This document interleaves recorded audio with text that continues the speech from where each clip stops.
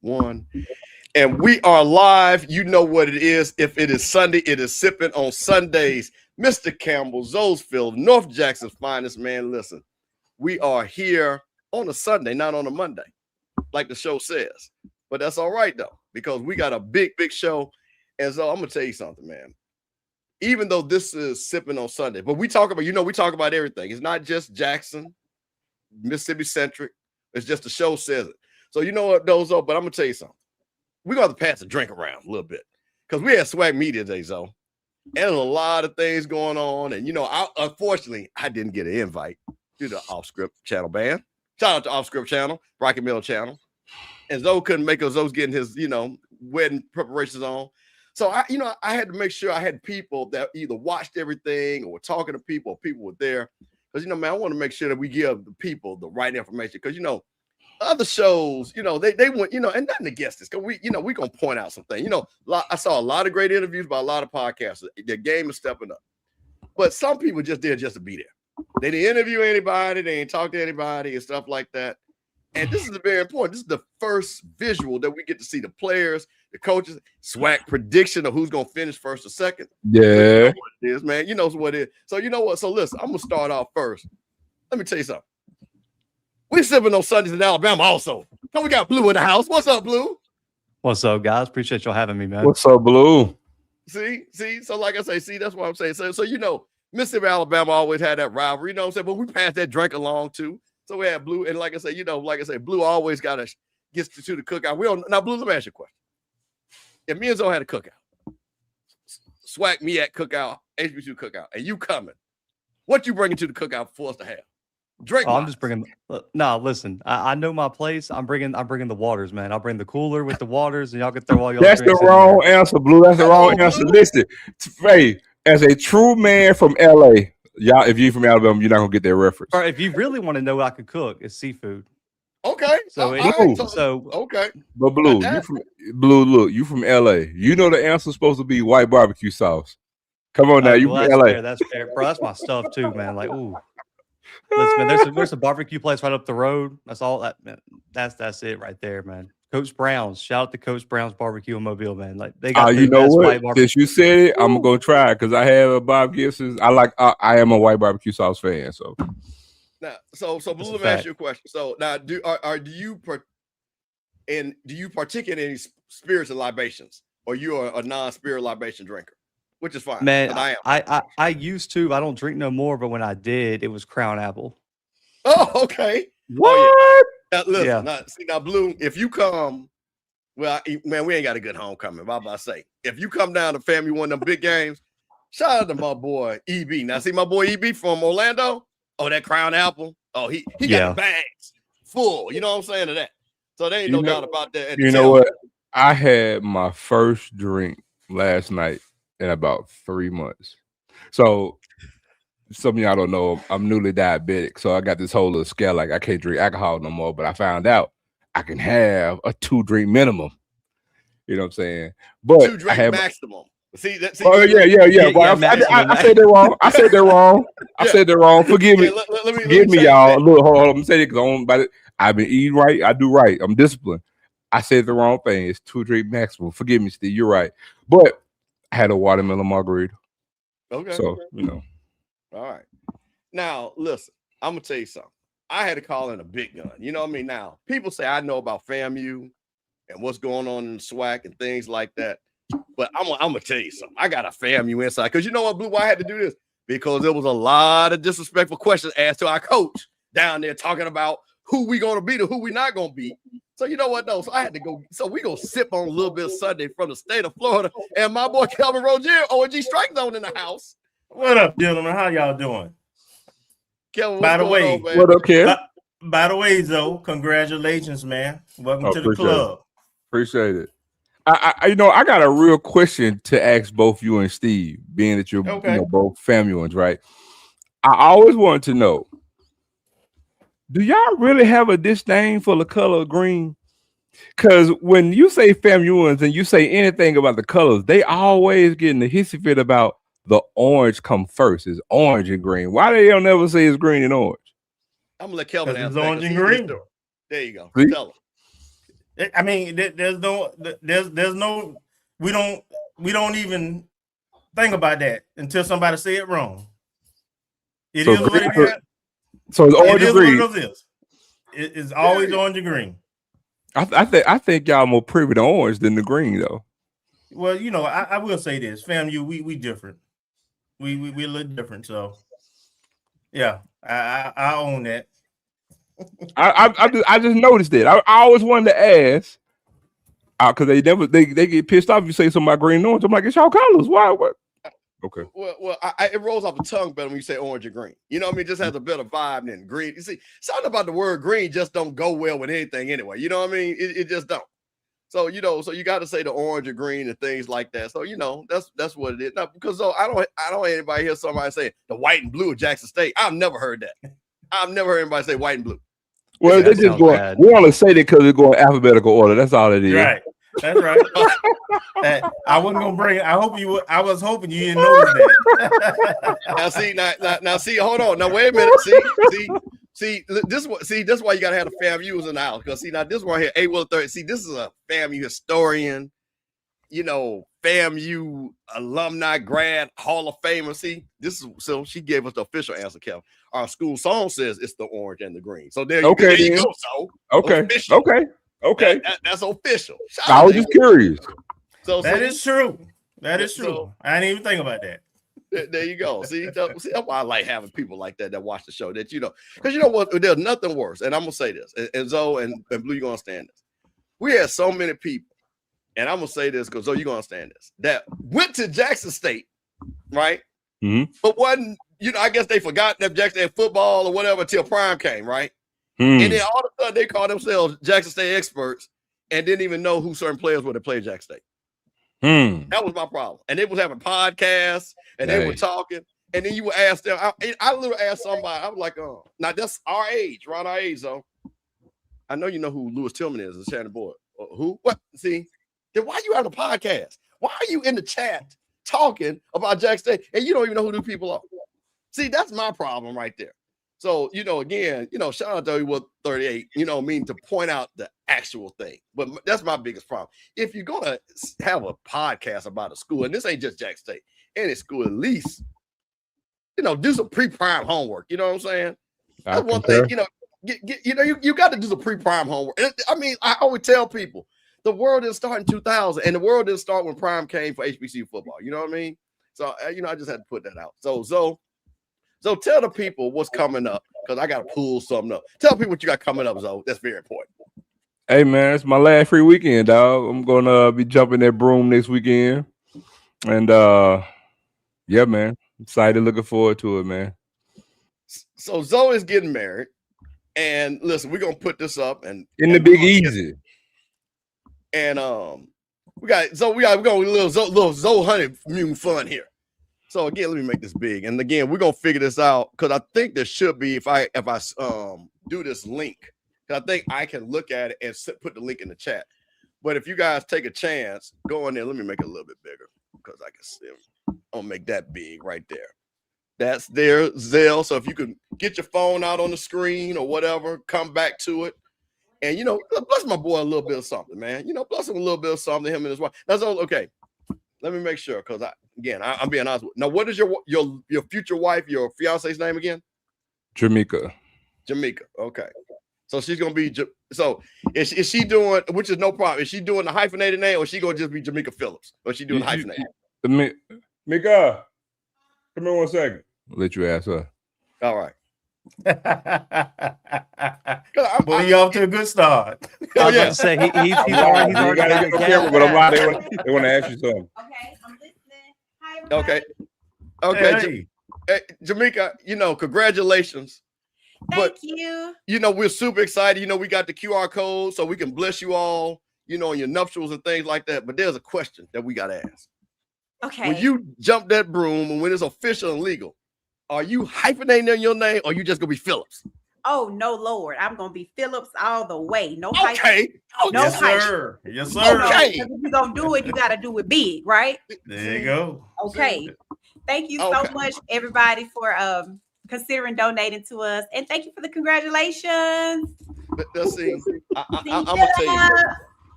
Now, see, listen, y'all gonna stay married for a long time. You heard what she said. If you're gonna do it, you do it right. See, just listen for all of y'all, and I'm gonna say this: if you are not married, and young ladies, and you want to be married, you better listen to that wisdom that was just given. Not to say there's anything wrong with your name, and not to say for business reasons. You know what? If you need that. But if you don't need, if you're just doing it just because I ain't losing my independence, you're not losing your independence. You're gaining a partnership. So go on and grab that man last name. Don't be Jones, Campbell. Be Campbell. But you are Campbell. You know what I'm saying? You know, don't stick your toe in the water. Jump in. Yeah. It's okay. It's okay. And this is not saying that we're going back to the 1930s or anything like that. I'm just giving you a little advice. Just helping you out. You know what I'm saying? So that I love what she just said there. She said, we ain't playing no games. Ain't no such thing, no halfway crooks over here on Sippin On Sundays on a Sunday, not on a Monday. Off Script Network, Rocket Mail Channel. So we're going to get right into it. So I'm going to let Zoe start off because let me tell y'all something. Let me stop sharing that because we will be bringing this back up so you guys can hit Zoe off. But Zoe hit me with something, guys, and I'm glad I got you guys on. Zoe has a problem with top 10 lists, rankings. Especially, of course, at the FCS level, our level. Because, frankly, it ain't 10 great teams. So Zoe said, you know what, Campbell, I got a thing that I want to bring up. Because Zoe said, if we, after 5, I don't want to hit 6. You see what I'm saying? After 5, I don't want to hit 6. But Zoe is going to pick up this baton from Scotty. And Zoe said, let me tell you about my top 5 and also how I think we can make us a little bit more money and get more teams involved. So Zoe got the Zoe Phillips playoff system. So take it over. So I'm glad you guys are here. I'm serious. So I called Steve and I called Scotty too. Scotty loved it. I got a proposition I'm wrong about you guys. So for the past, I'm going to say, I would say since 2021, probably Prime's first year, toward the end of the season after Jackson lost the first Celebration Bowl, you know, we really started to get talked in because this was not here. I can even go so far back as when Gremlin won the Celebration Bowl against Central. This talk and this energy wasn't there. There's been talk of saying, hey, let's create some type of top 4 playoff for the Celebration Bowl. And we know there's been no traction with that whatsoever. So I got to thinking, with this whole top 10 poll, also with the SWAC TV network being in play, and we know from a non-conference standpoint, I'm speaking mostly right now just the SWAC, but it's going to include the MEAC. But then when you sit there and you think about, we talk about playing good games, right, against good teams. Because for the most part, we know a lot of us, like you may be in a division like the SWAC West where you only have one good team and the rest of the teams aren't good. But be it as it may, when I can add 3 more tough games, then it'll give more credence to when you say who won the Celebration Bowl, right? So I came with an idea. I said, I tell you what if we got rid of the top 10 poll? We only had a top 5 poll, and I'm only saying it because it's only 18 teams. So if you got a top 10 out of 18 teams, the majority of the teams aren't going to have winning records to be in it anyway. But if you have a top 5, all 5 teams will have good record, and then whoever receiving votes as number 6 or getting votes to that top 5, what we can then do is towards the end of the season, right? Let's just say, for example, you get the SWAC championship game. That's going to pit the SWAC's number 1 and number 2 seeded teams. And then whoever wins the MEAC and the runner-up to the MEAC, what if it creates with the RPI a top 4? You take the number 1, number 2 seed out of the MEAC, number 1, number 2 seed out of the SWAC. So basically, whoever wins the SWAC championship game gets a number 1 seed. Whoever is the runner-up will either be a number 3 or number 4 in this Celebration Bowl playoff. Same thing with the MEAC champion. Whoever is the runner-up could be either number 3 or number 4, right? And so what you'll end up doing is you'll have the first round games, right? Number 1 will play number 4. Number 2 will play number 3. Highest seeds will play that first playoff game on their home court. What that it does now is, think about this SWAC championship game. You know, those are two good teams in that championship game. You follow that up with the very next week to a playoff game, right? That's another good quality opponent. Then if you win that game, you go to the Celebration Bowl, and you know that's going to really, really have good teams. Now, the beautiful thing about this, the only thing I know that some people will say is, well, what happens if both teams from one conference lose. Well, so be it. You'll probably end up getting a rematch of a damn good game that you wanted to see anyway. In a lot of cases, right? There's a lot of ebbs and flows with that. But what if you end up having a round robin between the top 4 teams or the top 2 teams, the MEAC and the SWAC, meeting up in a mini playoff to then go to the Celebration Bowl? Then you, at that point, you truly will have the HBCU national champion. Okay, I'll go first. Please. It's an idea, but the NCAA will only approve one postseason game, and that's the Celebration Bowl. I don't see them approving multiple postseason game at the FCS level, and there's nothing in it for them. So that would be the challenge, the first challenge. The other thing I see with that scenario, even though I personally don't mind, it's not a terrible idea, but is A&T and Hampton going to be considered Tennessee State, the independents? As it stands right now, no. Okay. So what if they have a really good team? Maybe say an undefeated team, one-loss team. They're not in the conference tie-in to make waves in it. It's no different than on the FBS level. You have the Power Four; they're conference affiliated to within the construct of it.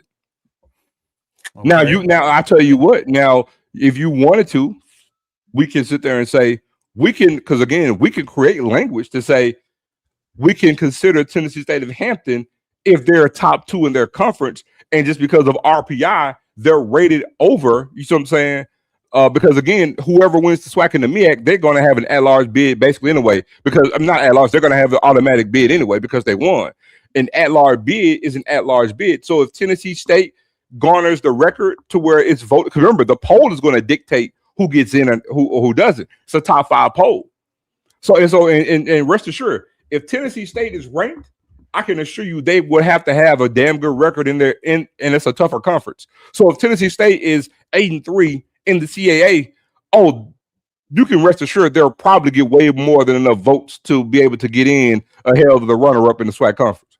Well, if they're that good too, because you mentioned like a 1 or 2 loss Tennessee State, or they'll probably be in the playoffs. If they're 1 or 2 losses, they're going to the FCS playoffs. Exactly. It wouldn't matter. They wouldn't even be. It's like it would be a rare case where like the only way like a CAA team is probably not getting the playoffs is if they're 7-5, maybe 8-4 on a certain year, which is very rare. Like, and then at that point, I feel like they'd be right there on the bubble, and there might be a debate, but I think it'd be very rare to find an elite Tennessee State, Hampton, or A&T team that wouldn't be in the FCS playoffs. I agree. Well, in Tennessee State case, they're not playing a bunch of HBCUs again.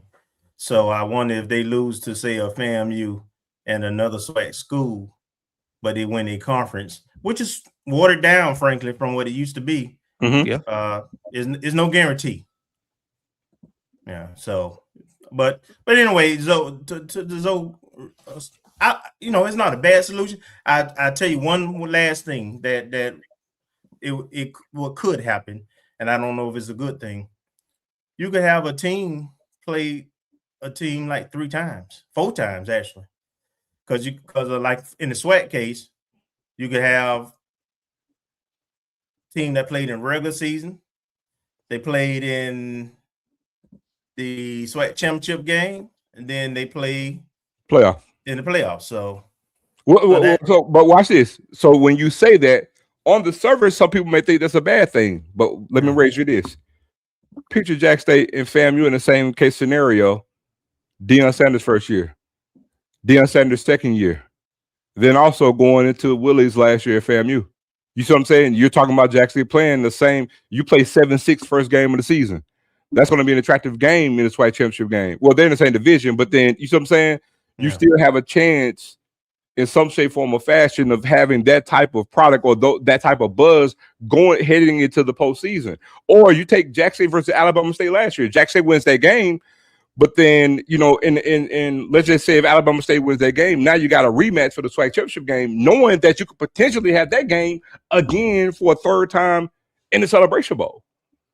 So the thing that it does, it's an enticing idea because we all know from a non-conference standpoint, we're not really having tough games. And when we do, we aren't having a great success rate in doing so. Because look, just like I give the example, Jack State beat 2 teams last year that was 500 or better. That's not going to cut it. Alabama State had 1 win against a team that was 500 or better last year, and that was Prairie View. That was Prairie View. It's the only win against a team that was 500 or better that they had last year. And they won 10 games, and everybody's like, they should have went to the playoffs. No, they should not have. And so, but it gives a different feeling if Alabama State plays Jackson State and then say they win the SWAC. Now, Jack State and Alabama State split in the regular season in the SWAC championship game. But then what if Jack State plays? Watch this, the Final Four from last season. I'm gonna paint a picture for you guys. Jackson State and Prairie View, Delaware State, South Carolina State in a 4-game in a playoff. Think about that. Think about how it finished last year. Those 4 teams are in a playoff.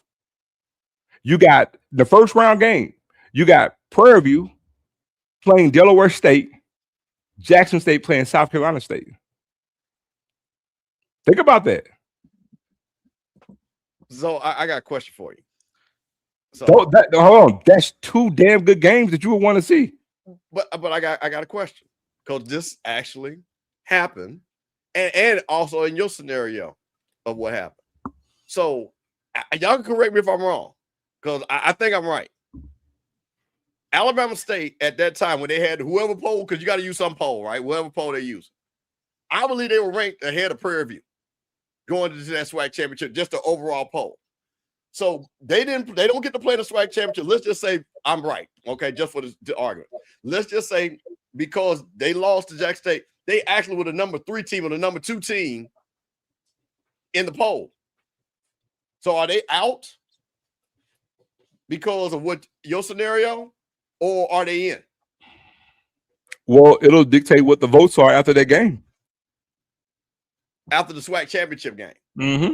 Okay, so so that's all right. So you'd have another ranking. So because we've seen this before, Blue, we've seen this. What do you hear in the SEC? I really don't want to go to the SEC championship game, because if I lose that game, that might not be out the playoff. It even like BYU last year losing, what was it? Was it the Big 12, or like who lost the Big 12 last year and got left out? Like they're like, if we would have just skipped the Big 12 championship, we would have probably been in the playoffs if we didn't play in that. So like but then on the flip side too, just because like me and Fred did a show about 2 months ago when this poll was like officially announced that it was happening. And I told him, unless they make a playoff or another bowl game, the poll is pointless, because the goal is for the Celebration Bowl to crown the HBCU national championship. That's the goal. Or if the Celebration Bowl doesn't, then the Celebration Bowl is pointless. If a team that doesn't win the Celebration Bowl wins the HBCU championship, then what's the point of the Celebration Bowl? I agree. Literally nothing. And money. here's what I get the money part, but like on the field, on the field though, it doesn't mean anything for you to win. It works against it. I agree, Blue. Yeah. But that's why I'm going with the top 5 poll, and so that way everything with that top 5 poll plus having this playoff, it gives the credit. Now it gives the Celebration Bowl even more credence. No, I'm with you. And here's John Grant's argument, because Fred asked me, and I said I'm for an HBCU 4-team playoff. Like, to me, that's what I want to see the SWAC and MEAC go to. John Grant came on, and I told Fred this was going to happen, and Mr. Campbell was in the chat listening to me. I listed about 5 or 6 reasons why the playoff isn't happening. John Grant goes on Dr. Cavill's show and names the exact 5-6 reasons, the exact ones I named. He's not moving the Celebration Bowl date. He said it is not happening. There's no appetite for it. ABC doesn't want it. The sponsors don't want it. Zoe, are you going to be the one to go knock on Gramblin's AD's door and ask them to move the Bayou Classic? I would. Oh, I would. Yeah, but they won't answer the door, though. Yeah, they won't answer the door. Well, here's the thing, though, and I would actually say this to. Let me just say this, and I'm gonna get some flack, but we finna keep it real. When it comes to Alabama State and Grambling and Southern, it used to be, right, they err on the side of caution of the financial gain of it for that game. That's bull jive. It's tradition. And, well, let me say this, what Black people have, stubborn tradition. So, in other words, if we can prove that it can be more financial more of a financial windfall for Southern and Grambling and the conference to make that move that game, they still wouldn't do it. And that's ego. A stubborn tradition. They still wouldn't do it.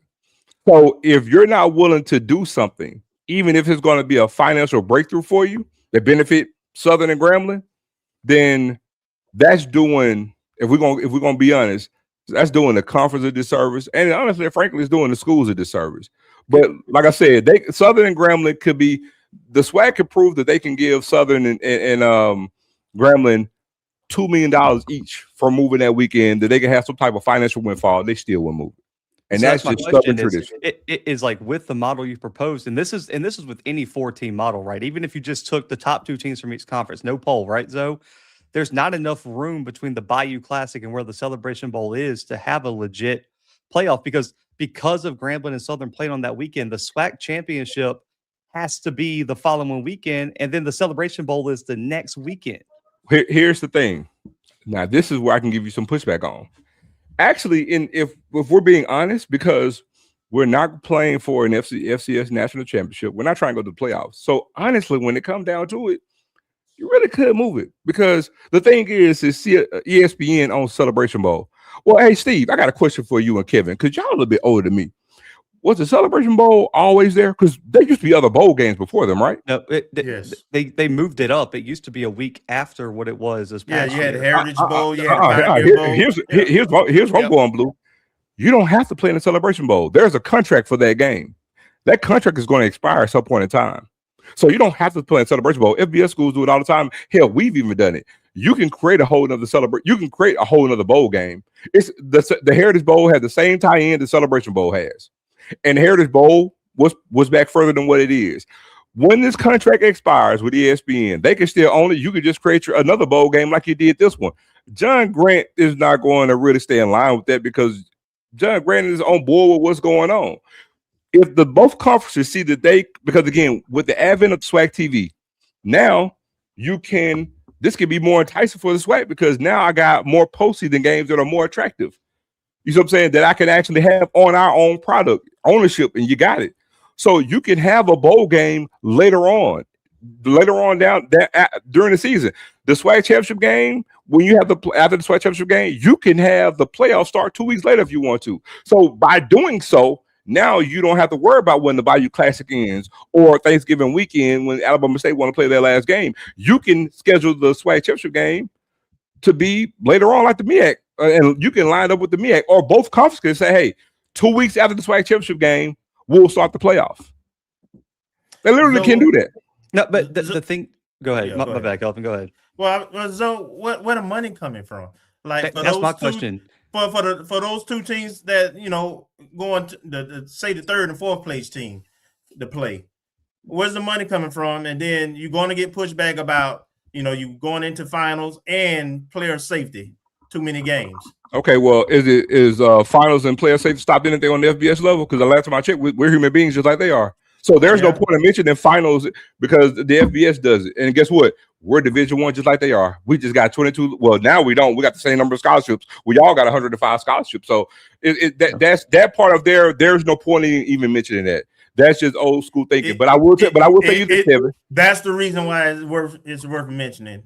But administrators the sign off on that, especially at HBCUs, would be a challenge. But I answer your first question. When it comes to the money, I'll say this: being that you have the SWAC TV app, you can actually pitch this, because again, eyeballs move. We got the data to show it. Our commissioner tells us how well we do with eyeballs on the conference. We got more eyeballs than the MAC. We got more eyeballs than the Sun Belt. So and we got so many hours of data from last season to show. So again, you can pitch this to not only SWAC TV, pitching SWAC TV as well. But I will holler at Amazon. I will holler at Netflix. So my thing is, you have to think big. If your dreams ain't big enough, if your dreams don't scare you, you're not dreaming big enough. We are in a prime position to actually pitch something and control it without ESPN. So again, I know we just signed a new contract, but this is the time to do the legwork. I'll say this: when the best time to look for a job? When you got one. When's the next time to try to think about doing another contract? Is when you're under one. So again, and we've got less games on ESPN in this contract, even though we're going to have things on ABC, the parent network, which is cool. But again, you got to think now, since we got our own product, and pitching something down the other avenue. Netflix pay damn good money. Amazon pay damn good money. Trust me, I know this. I'm with them. So what I'm telling you is you got to think other ways outside of just a traditional thing, because I'm telling you, I think in regards to this, and these are attractive games down toward the end of the season. And I can assure you, you guys know this. Your appetite for football is great on Labor Day weekend. Outside of big games during the season, it takes a huge peak toward the end of the season when you got championship games and playoff implications. When you got Black America coming in and saying, man, that Jackson Alabama State game came down to the last play on the 1 yard line. Damn, they get to play again in December. That's going to do numbers, bro. My thing is too, is like, yes, could you go pitch it to Amazon and stuff like that? And you mentioned all the data with SWAC TV. Bro, I don't care if you have Jackson versus FAM, Jackson versus Bama State. I mean, we've already seen, like, even if you take a P4 team with millions of viewers, if you move them off ABC, the viewership isn't the same. Like, when that FAMU Jackson game, they put it on ESPNU. What was it, 2 years ago? It did like 15,000 views, though. And that was the biggest regular season game in the SWAC. You lose all your leverage if you move it from ABC, in my opinion. Well, I'm not. Well, here's the thing. Hold on. I never said moving from ABC. I'm just saying that you have to go and look at other avenues. But remember, your contract is going to end. So the thing is, you have to make some type of move. Now, if you can do it on ABC or ESPN, cool. But you have not, because you asked not.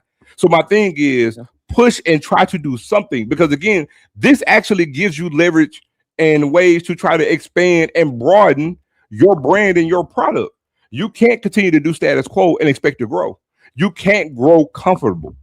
So in other words, no risk it, no biscuit. And guess what? If you try and you fail, you can go right back to doing the shit you were doing. But if you pull out and try something new, is ESPN going to welcome you back? That's where I was going to go. If you burn that bridge, I mean, let's, Mr. Campbell, I mean, like, you guys a little bit older than me. Y'all have worked with those execs before. Bro, go ahead and don't piss on them and tell them it's raining, because they hold grudges for real. ESPN. Wait, Kel, let me just get this joke off. I ain't going for that. Listen, but I like Zoe. Hold on, Kel. Hold on 1 second. Hold on 1 second. See, Blue, I'm glad you said that, because he's already because you know the commissioner watches this show, and he gonna go and say, see, these guys over there on the Outscript Network are totally against what. So listen, man, I'm trying to keep Scott a job, so just be careful with that, so just to let Commissioner, this is just ideas that we're floating out here. These are not the Off-Script Network does not claim any of these views as Zoe's talking about. You know what the bad part is? I support Zoe's plan, because in my opinion, I know Grant doesn't want to move the Celebration Bowl. Can I just pitch something to y'all? Do y'all know that the Celebration Bowl the past 2 years hasn't been the most viewed FCS game of the year? Yeah, I do know that. Yeah, absolutely. It was behind Montana State last year, who, guess what, Zoe, was played on ABC the Saturday after the Celebration Bowl, up against the college football playoff, the D2 national championship, and what was it, an NBA game that was on like at Fox or something like that. Yeah. That game outdrew the Celebration Bowl, in the year before the FCS national championship outdrew it on ESPN. Yeah, but I can assure you, if that same Celebration Bowl had Jack State versus North Carolina Central or Jack State versus South Carolina State, then it probably would not drew it. I mean, that's not hard for me to say. But my thing is, you can move it back and still compete. Like, we just saw two good FCS teams beat out the CFP, like go up against the CFP. Like, you can still do it, and it was at the same time as what the Celebration Bowl would. So, like, I support Zoe's idea. My thing is like, and I'm kind of with Kelvin on this. I just think it's going to be really hard to convince the commissioners to step out of the comfort box. Yeah. And take a risk, because it just feels like it's going to be a big risk. And so we've heard all these ideas be pitched for different classics and different structures and expansion and no divisions and all these changes. And every time, what's the pushback? Yeah, but we're kind of comfortable where we're at. Like, why risk it? We're doing okay right now, but I don't want to risk the little bit I'm making right now. Michael Road Dog and how FAMU in the building, long-time FAMU supporter. So what do you think about his statement right here? FCS championship should have outdrawn the Celebration Bowl. But to your point, the Celebration Bowl has outdrawn the FCS championship, right, Blue? Yeah, your point. yes, yeah. Yeah, so I don't think that's an automatic when you say that, because I think Zoe's point, I think both points are valid, because I think when you say Montana State, for people that are FCS, like that's a big rival. Yeah, Massive that's a rivalry game. So I think that has value. I think when these come to these games, it always comes to matchups. You know what I mean? Yeah, when it was prime era, you know, Zoe just told you. Yeah, because case in point, FAMU, and again, this is just that thing. Howard is not a football brand, right? It was the lowest rated Celebration Bowl, but guess what? It was second in attendance in the Celebration Bowl history behind the Prime game. So if you take Prime out, it was the number one Celebration Bowl because of the FAMU brand. You know what I mean? So that's the thing. Like, we had to play, to your point, Blue and Zoe, play South Carolina State or somebody with a bigger brand, or somebody, or Delaware State had been hot that time. That game would have had a better rating. So again, with this game last year, the rating was so great for them because the game became compelling, because it didn't start off like that. To your point, it got compelling. You know how people do. Man, this is a game, you know, you sit up there on a Saturday like, oh, this is just good football, which I like the fact that people make the phone call. So last comment, and we'll move on. So what you got, button it up?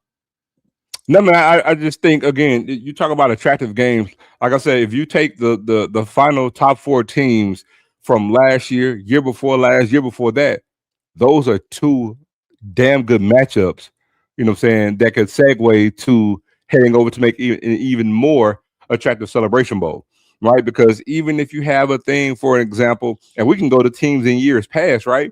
You know, just imagine a Steve McNair and Jay Walker in a rubber match, right?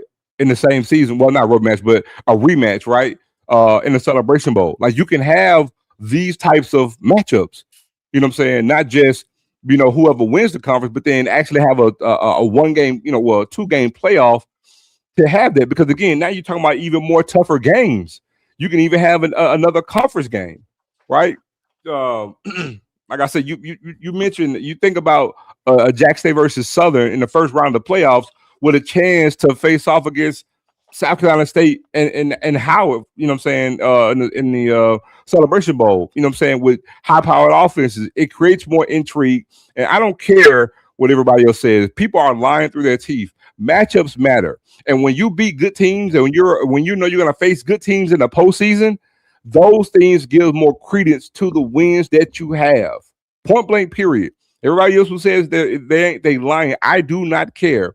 For those people who say, oh, we don't care about nothing, just like non-conference games. Well, all we care about is winning the conference and win the Celebration Bowl. But yeah, but you know what? If you win that, how you do it and who you beat matters. Because it ain't worth shit bragging on beating one team that was 500. You're the best of the worst. And that's going to stick with you. Literally. Well, for the true fans, you're right. There you go. There it is. So the Zoe Phillip playoff plan, Zoe, I will personally make sure that the commissioner gets this put in his hands, John Grant, and all the powers that be. And then, you know, we'll see if we get Scotty in trouble one more time, but ain't no problem, because it's Sipping on Sundays on a Sunday, off script network, Rocky Miller Channel. Since we're talking about contracts, and since we're talking about the SWAC, well, Zoe, that's a great lead in, because you know what? Our favorite commissioner has signed a new contract with ESPN, and we're going to talk about it right now. Here we go. The SWAC media deal keeps the conference football and basketball games on ESPN networks through 2030 to 2031. So what's that, another 5 years that we're going to be with the people from ESPN? The Southwestern Athletic Conference has reached a multi-year media rights agreement that will keep league football and basketball games on ESPN networks to 2030 and 2031. Now, this was the thing, and I'm going to ask you guys for clarity on this, so I'll make sure I understand this.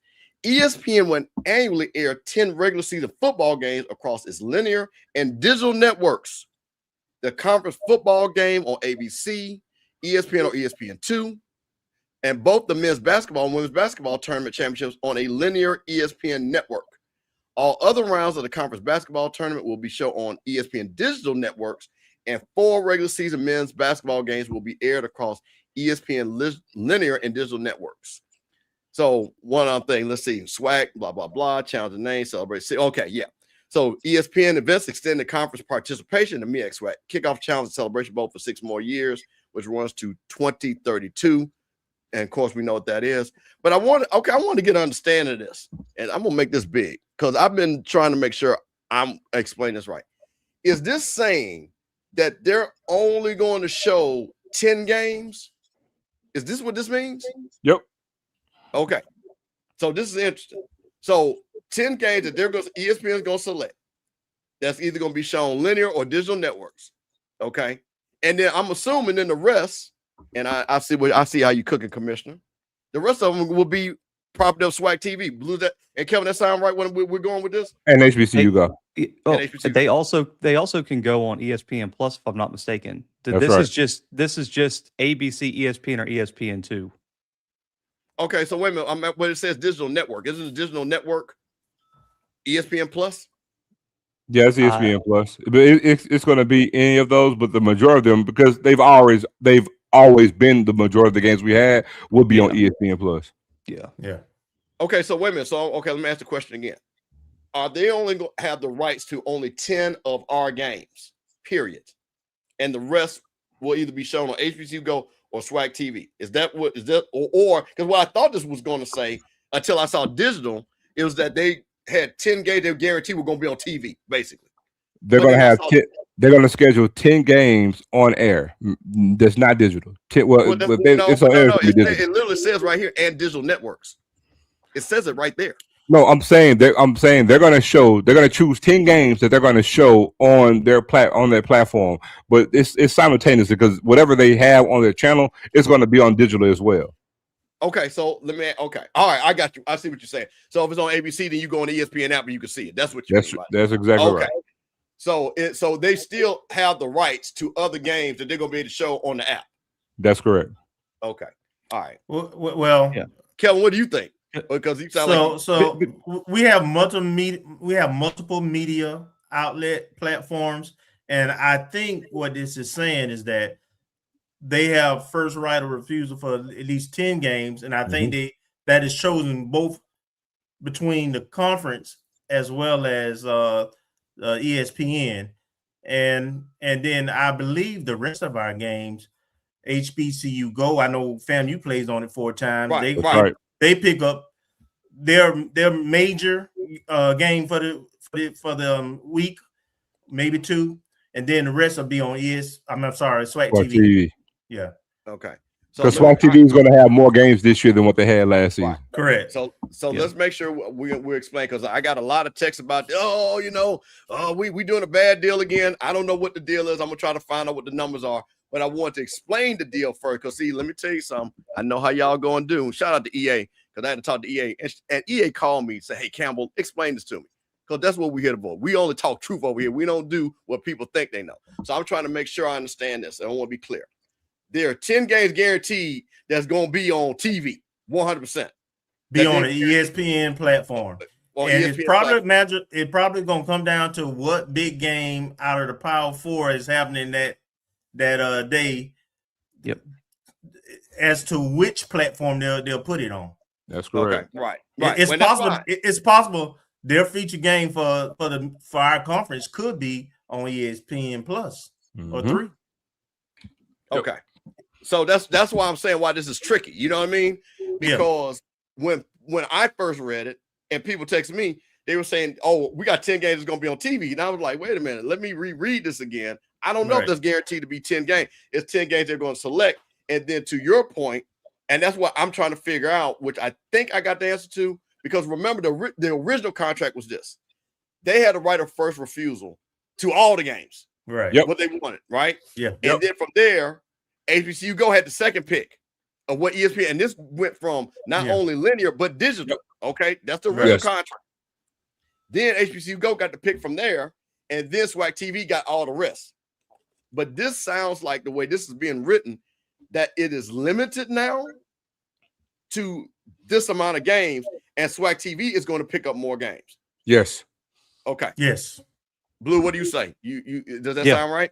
Okay. They need to. I mean, because even, and then of course, because you look at, I think other conference that has a similar deal like this is the Big Sky, because they have the Scripps Network, I think is what it's called, up in that North region, and you'll see like some Big Sky games will be on ESPN, but on ESPN2, and then Scripps will pick up another game make up for the ESPN picking up like the UC Davis Idaho game on a Friday night, even though it was supposed to be on the Scripps network.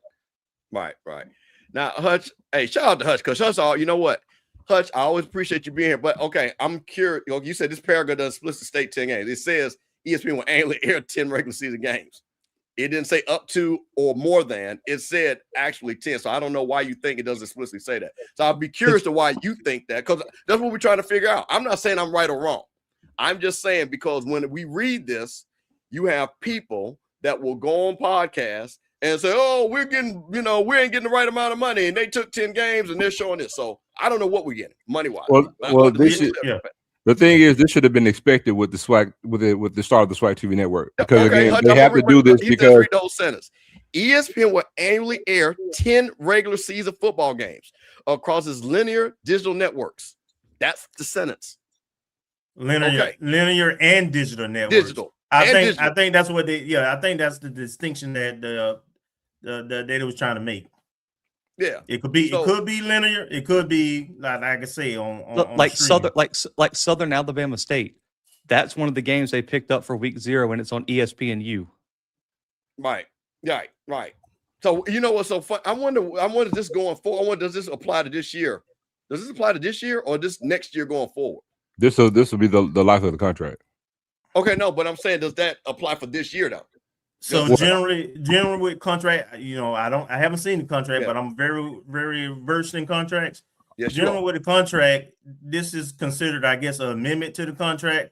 So once it's executed and signed, typically it goes into effect and supersedes the previous contract that was previous, right? Yep. And that's why. So that means technically we could probably we can see what the 10 games are already then that they have. And hell, I can name, like you said, most of them, yeah. So Blue Yard, we probably again start naming them. So I'm gonna, as we go on, and I'll let you guys talk. I'm gonna see if I can figure that out. So that's what it is, man. So you know what? I was gonna say, Steve, the only thing that we don't know, that we have not seen, that they didn't even language in the statement here, or the full statement rather, is the possibility of flexing. That's the only thing that we don't know that they didn't speak to, because that could be possible, right? Yeah, we don't know within that 10 games if they already have a game selected, if that's not an attractive game, and then there is a marquee game that week because of scheduling late in the year. You see what I'm saying? Right. And they decide to flex a game or pick up a game. So that's the only thing that we don't know of the power that they have to do in that type of movement. Right. Jackson has 4 of them, I know for a fact. Jackson has Southern, FAMU, Alabama State, and Alcorn are all going to be on. It's listed as ESPN Network, so ESPN hasn't picked what channel it's going to be on, but those 4 games are going to be on ESPN. Okay. Also, the OBC and the Florida Classic both going to be on ABC ESPN platform too. Well, this is the whole thing, and again, so here's what I'm gonna say: this. If I think what I see what the commissioner's doing, and I'm gonna give him credit. He's like, I'm about to build this SWAC TV thing up. Yep. You know what I mean? You have to. Slowly, steady. And again, hey, shout out to Commissioner McClellan, Jackson, Mississippi. Come on the show, man. Listen, it's all good over here. Callaway grad. Some problems. So this is what I think is what he's thinking. Okay, or maybe I'm gonna hope this is what he said. You get our 10 best games, but you're gonna pay us more money for those games. But you're just not gonna have your pick of all 200 games now, right? You pick what you want, you pay us for that. We're gonna get the rest. Because my goal is for SWAC TV to be the destination where everybody goes to SWAC football, so I can start selling ads and making money and getting this money back to the conference. Yeah. And the State Fair Classic is another one of them that got picked up for PV and Grambling. Yeah. Now, let me tell you what's funny about that. Al Walsh used to never let that game be shown on TV. Yep. Yes. Never. So that is very interesting that they went to him. Because I don't know how his deal originally was. And maybe, like I say, now because things have changed. But he had a deal where they couldn't televise it. That's why you never saw the game. Yep. So apparently the conference probably had language in there because they technically own all the broadcast rights. They probably say, hey, Lal, no matter what, we're showing this game. Yep. We're showing this game. So that Steve, another factor to consider is that in-game attendance at every level is down. People are not going and sitting in stadiums like they used to. So you can't count on the ticket sales anymore like you used to. Yep. So you have to have that streaming TV money as a part of your event in order to be profitable, and that's what the sponsors want too. They want eyeballs. Well, here's the thing, and we've had Al Wash on HBCU Coaches Corner on a Tuesday night. I think we'll be back on this Tuesday, as a matter of fact. Coach Cole told me Al Wash's whole thing was he didn't get any money from the TV revenue, so that's why he was like, "I'm not showing the game." And so, correct me if I'm wrong, it was like that for a couple of years with the Southern Heritage Classic, wasn't it? That Fred didn't. What's the guy name up there in Memphis didn't want to show the game. No, I can't speak to that because even during the time, it was still shown for the longest time. It just wasn't shown live. I remember for a good long while it was on tape when they had, what was this, Fox Sports South. It would be on tape delay. It would come on like 11 o'clock after the game went off.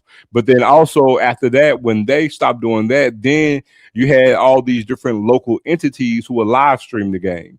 So there was always some type of avenue where you could actually watch the game. Right. So that's the thing. So I'm just interested. You know what? And hey, Commissioner McClellan, listen. This is what I'm gonna say this, and I'm being very, very honest about this. I know that you have issues with certain channels. I know you have issues with off-script channel, but I'm gonna say this as a great politician. Obama went on Fox News. You know why? Because he needs to explain to those people what his policy is.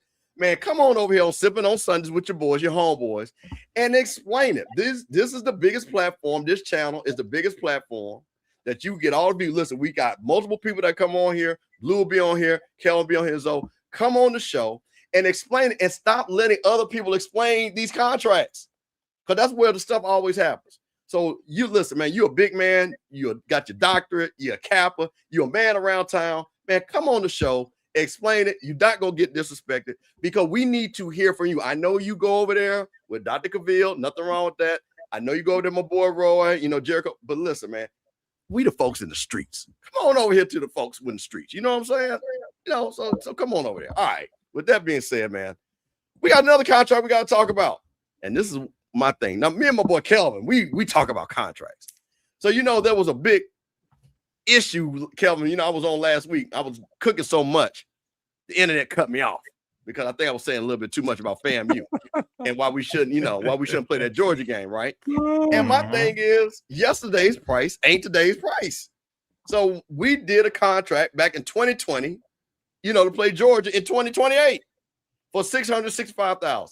Now, mind you, should we have gotten out of that? Wasn't my issue. My point was, how much money does FAMU make? And I'm just saying, for University of Georgia, we shouldn't go up there and Kelvin put in our chat and bring the band and only make $300,000. That's my only issue. Okay. Damn right. So I don't care about what the AD did or whatever. I'm talking about the money because you know why? Because them folks from Southern is going across the street. And guess what they're going to get? I'm going to have to show y'all this right here. But they're going across the street.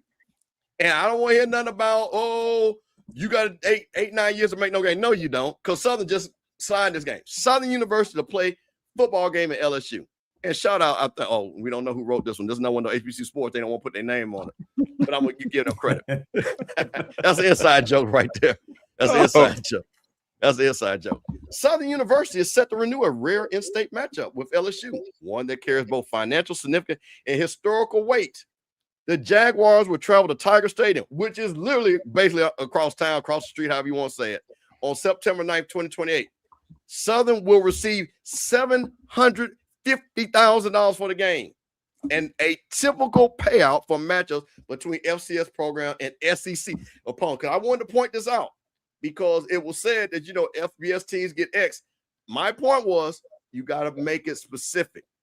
SEC top 5 teams pay a different amount if you're going to East-West State. That's the FBS team. Like, so when y'all went down there to Louisiana Monroe, they wasn't going to pay y'all no $700,000. You know what I mean? I'm not expecting to. No. But I'm talking about these games. When you know the name of the team, when it's one of your favorite Confederate teams, as Perry was saying, they got to pay, my boy. So, hey, shout out to Southern for going across the street and basically, okay, how much y'all think it's going to cost Southern to go across the street? Bus-wise. $1,000, baby? 2,000? Yeah, not a lot. It's literally like 5 miles. Yeah, they should be a part of the contract. So pay for the bus too. Pay for the buses too. So I got a question. So Look, I'm a Jacksonian. Obviously, I'm not well versed with all things in Tallahassee, right? But to my understanding, from my thought process, I agree with the decision because, like I said last week, I feel that I'm gonna say this: it shouldn't be the same price for the FCS opponent that's going to play the Power Five because not all things are equal, right? But when you talk about a FAMU, Tennessee State, Jackson State, Southern, Grambling, you know what I'm saying? Because they have something to bring to the table, which is called cachet. You know what I'm saying? And so I feel like those schools should. I feel like FAM, if they play in Georgia, should be getting the same thing that Southern is getting play LSU. But here's my question, and I will ask for. I'm assuming there are some people that were upset that this game got canceled. Kevin and Steve, my question to you guys is, I'm gonna change the scenario because the same thing can happen if it's FAMU with an olive branch or an invitation to go play Florida State. Wouldn't you think that FAMU deserve the same dollar amount they're playing Florida State in Tallahassee? Well, okay. First, let me say this: we're never playing Florida State. Yeah, that's never gonna happen. I don't care if they gave us $8 million. That's never gonna happen. I mean, when Kelvin lives down there, he been down there because he grew up in Tallahassee, right? Yeah. Here's my thing. Hold on. I just don't see how that because I want to get on this point because I do find it fascinating because it's the same scenario. It looks like LSU and Southern have a better relationship than FAMU and Florida State will ever have. Because I'm just trying to tell you, but Kelvin, you answer that question. What you think? When it comes to football, because we already play in other sports, of course, with Charlotte Ward being a basketball coach, we playing them the first game of the season. But mind you, we ain't played them in over 25 years. But here's my thing. I asked that question not as a means to say the possibility of a yes or no, they ain't gonna do it. I'm not getting to that. I'm saying because Florida State is Florida State, and you're in the same city. So my thing is, if you were to play them, I'm not speaking to whether you will or you won't. I'm saying because of who it is, you're in the same city, in close proximity, being that it's Florida State and you're FAMU. If you were to play that game, wouldn't you have the same expectation to make that same dollar amount? Is the question, and of course you would say yes. So what I would say is this, and me and Steve, I Hero Sports posted all the FBS, FCS payouts. Right, for this year, right? And the highest one was $750,000, and then I think number 5 was like $600,000, and everything else was below. And FAMU plays Miami this year for like $740,000 or so. So to answer your question, FAMU kind of knows its number, and we typically go for it. But to what Steve is saying, first, and Georgia is listed. They play a FCS team this season, and they paying $600K too. So that what I would tell you when it comes to contracts and FBS and FCS games, the market is the market, right? The market kind of drives those things. Georgia gonna sell out whether they play us or whoever else. That stadium gonna be full. So the FAMU brand, yes, they recognize it, but it don't really matter to them like that because they gonna get their money. What I would tell you though is a $250 million budget. So I personally don't like to beat down games, and I've let it be known.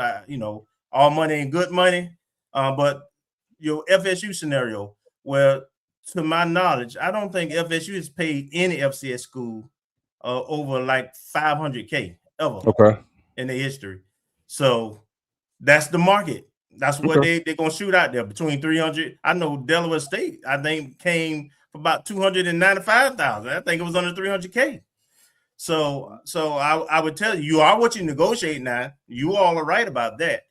And if you're going to play those big dogs like that, absolutely get paid. Here's the thing. Here's the thing. The market is the market.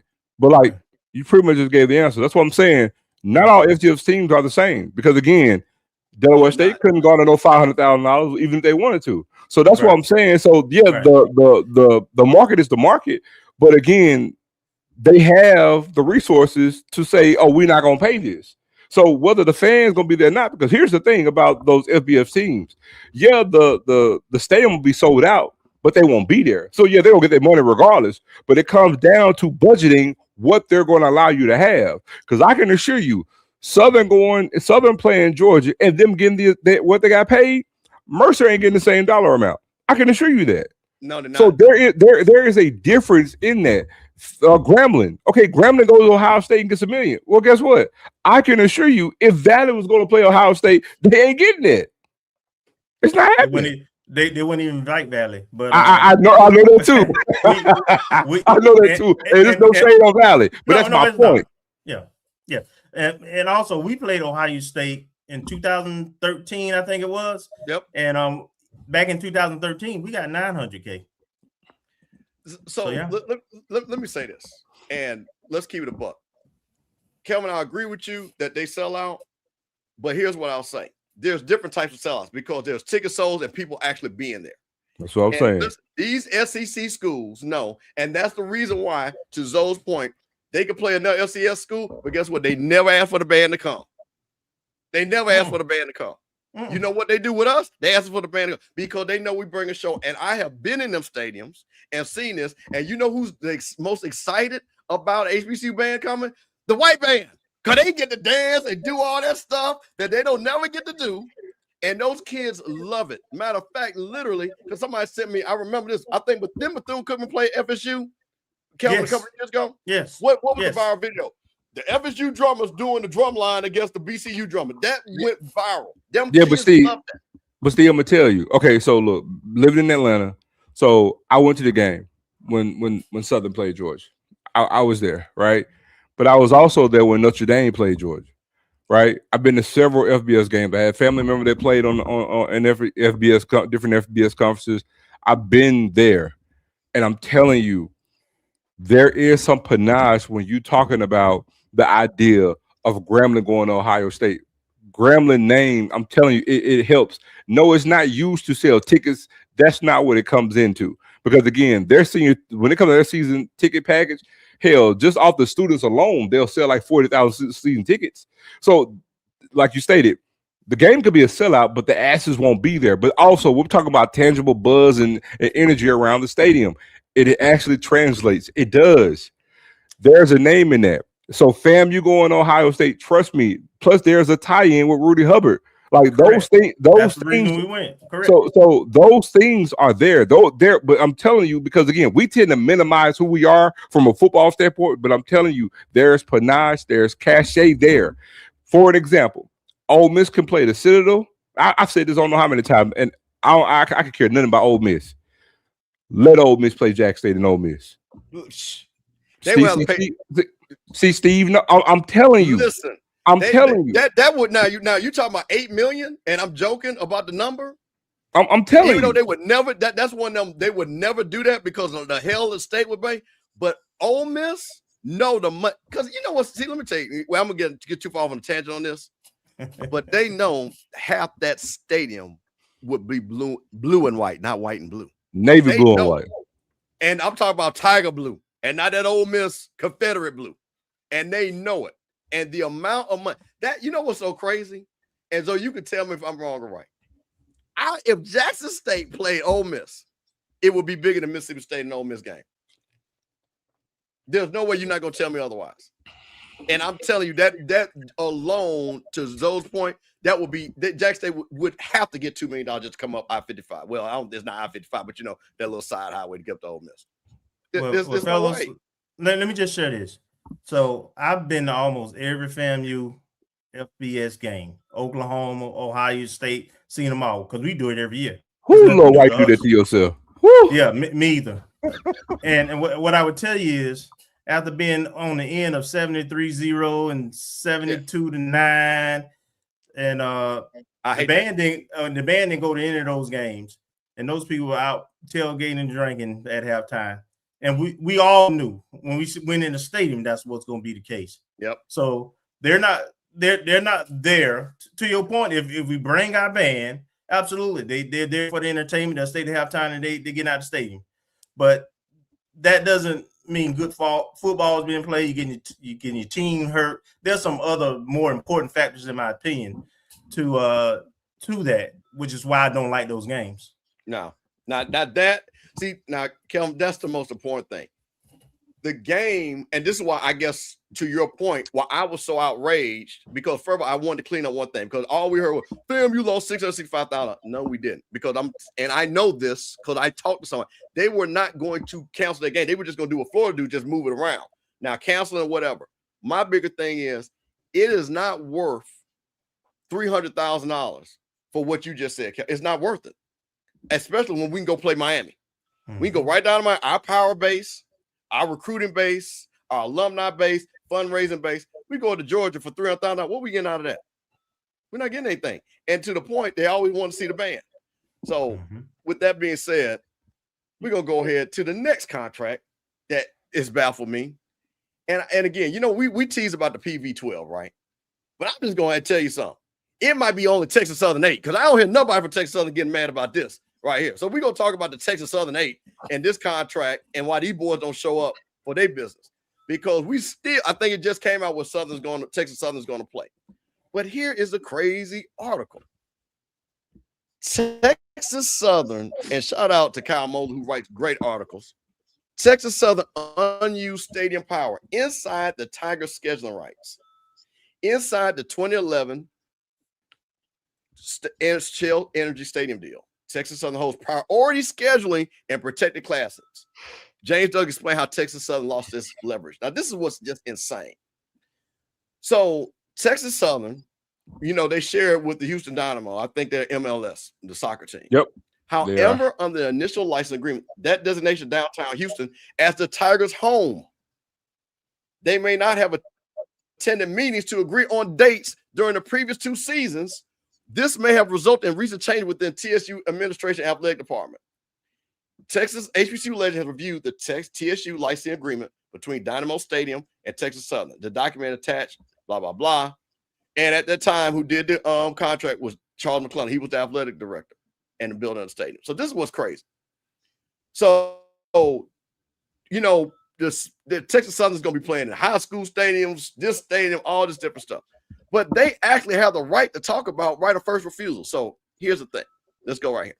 Texas Southern is not just a tenant asking for dates. It is a priority user with specific protections, a rent-free home and enforcement rights that most college programs want. I think they do have more input that they're willing to take advantage of. Dr. James Douglas, the former Texas Southern president, said HBCU legends. He negotiated agreement and is a professor at the law school. So let's get down to this. The stadium was built because Texas Southern was part of the deal. Well, Oliver Luck and the Dynamo looked for a downtown site. They needed Harris County land. The commissioner, El Franco leased precinct and the city of Houston infrastructure funding, which was supported by then council member Sylvia Garcia. Public official only agreed to support the project if TSU was included. The university contributed $1.5 million as a one-time payment. In return, Texas Southern got rent-free use of the stadium for 30 years. Kept all its ticket revenue except for certain fees, received 4 luxury suites on game day and 100 free parking spaces and a share of concession revenue. Harris County and city infrastructure that TSU involvement made possible each valued at $10 million. So basically, Texas Southern put up $1 million, but basically it looked like $10 million what they put up because of what the county did. The most difficult things I had is getting TSU people to understand the Dynamos don't own the stadium. The facility is county backed and tied to Harris County and Houston Sports Authority. Douglas said county officials told him they would support Texas Southern in negotiations with the stadium. That backage was never used, which is insane. So now listen to this. This is where the meat of the potatoes come right here. TSU has scheduling priority for up to 7 home games each year. This priority yields only a short list of Dynamo priority events, which includes Dynamo home games, exhibition, and friendlies, up to 2 major soccer events per season that do not include the Dynamo. Each year, Texas Southern can choose to reserve dates and write it before January 1st. Sunday or Saturday, Labor Day weekend for the Classic, and 1 Saturday in November, which is for their homecoming. The stadium cannot schedule a Dynamo priority event on the Saturday of at least 1 TSU home weekend in October to protect the traditional homecoming. This is the homecoming. Once the TSU schedule is set, the licensor can't book another event on those days. So basically, TSU get all their games out the way, and then the Dynamo can come in and start booking. But here's the thing. The agreement requires one thing: participation. This is where the university may have missed an opportunity to raise the question of whether users' rights already had. This is what's crazy. Oh my God. Make this big. The contract requires an annual meeting that TSU must quickly identify its home weekends, and the stadium must provide the Dynamo's priority schedule by either February 1st or the 10th business day after MLS releases schedule, whichever later. Any date Texas Southern does not claim is released to the stadium without further notice. These rights are real, but they must be used or they're lost. This season, the Dynamo and Dash claimed their dates, but TSU did not. Oh my God. The meeting stopped happening. Sources familiar with the stadium partnership told HBCU Legends that the athletic department, let me make this real big, that the athletic department had not participated in the annual scheduling process in recent years. Instead, they worked around the Dynamo's calendar after it was set. That approach worked while the MLS games were mostly in spring and summer, but Douglas said the league's move to more fall days eventually revealed the current problem. As a result, Texas Southern 2026 home schedule now includes games at several venues. An opener at North Carolina Central will be at a high school stadium. The game against Grambling has not been set. And only 2 days are confirmed at the downtown stadium where the university helped build. We are in territory never before, no schedule with sites of games, game times, stadiums being played, and no rosters. Ralph Cooper, the legendary broadcaster who covered Texas Southern. Records show that the Dynamo have followed the agreement. Last season game that was moved to Houston Christian was due to a Dynamo playoff run. Clearly gives Dynamo playoff games priority on unprotected weekends. The soccer club did not break the deal. Texas Southern protection does not cover those dates, and the dates could have been protected whenever they could have been protected, but were never chosen. It is clear the university failed to use parts of the agreement, including event dates that alumni have long believed TSU could use to generate revenue during the stadium's roughly 340 unused days. So they could book the stadium out for concerts, all types of stuff. All they got to do is get folks a date, and they don't do it. So, all right, real quick. Contract cuts both ways. Texas Southern agreed to play all of his home games at the stadium for the life of the deal. Except one exception. A single classic game per season may be relocated within 180 days if TSU really expects to sell at least 30,000 tickets. And how many times that even going to happen? Shot at TSU because y'all know they ain't selling 30,000 tickets. Makes abandoning or failing to play required games in the stadium express event of default. So with home games scheduled between Thorne, NRG, Southern game must be approved by TSU Board of Regents and Shell Energy Stadium. Both sides need to answer that point. Is Texas Southern playing off-site because of an amendment or waiver, or is the university at risk of breaching the contract and lose schedule rights? What in the world is going on with Texas Southern? I got a lot to say. So I hope for all things holy, man, it's a lot of lies being told in that article. I really, really do. Because that whole article is probably one of the worst indictments I've seen of an athletic department in my adult life. I'm so serious. That is a damning article. It speaks to a great ineptitude in the athletic department.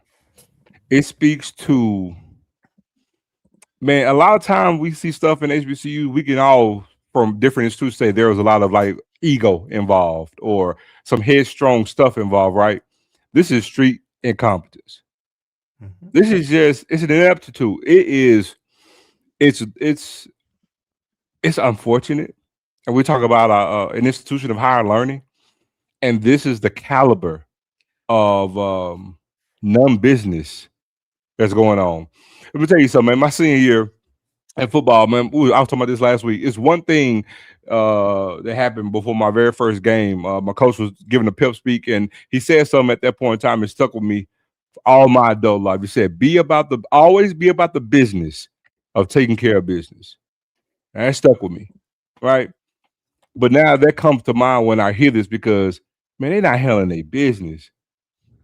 And this is a D1 FCS program, bro. Like, high schools aren't even doing this. Like, this is ridiculous. I can find booster clubs that can handle business better than this. And this is a Division I institution. Like, this is a very, very bad thing. And I'm gonna say this. This is causing a great black eye on Texas Southern, But man, it's putting a black eye on the SWAC too. It really is. Because we're only as strong as your weakest link. And when you got somebody in your conference making moves and decision or the lack thereof like this, man, it's very damning. I mean, you can't even do the due diligence of taking a meeting to set up your football program. You got access to a facility. I've been to that stadium plenty of times. Great playing surface, nice acoustics. It's a nice field. Even for Texas Southern, I think the stadium holds like about 25,000, I think. It's a nice size field for them. And you can't even do your due diligence to even set your shit up. And now, instead of that, and it's right near the campus. Shout out to Velvet Taco, by the way. But now you got to sit here and drive almost 25 minutes away because somebody lacked to do their due diligence to do their job. It is ridiculous.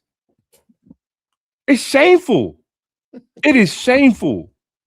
Like, I'm sorry, bro. Like, it's stuff like this make you wonder when people say, damn, they couldn't get a good AD to apply for their job. It's stuff like this that makes it a black eye to want to go work in a place like this. It's ridiculous, man. Hey, unfortunately, when you have turnover, you know, I'm at FAMU, so I might have seen some things before. What I would tell you is when you have turnover and they have an interim AD, I believe right now, might have an interim president. A lot of times when you have turnover too fast, you lose institutional knowledge. You know, you lose those folks who knew where the bones buried, how things work, that ain't written in no manual anywhere. And so you absolutely right with everything you said.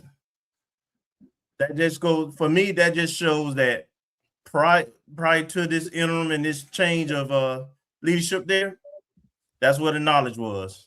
And they don't have it now.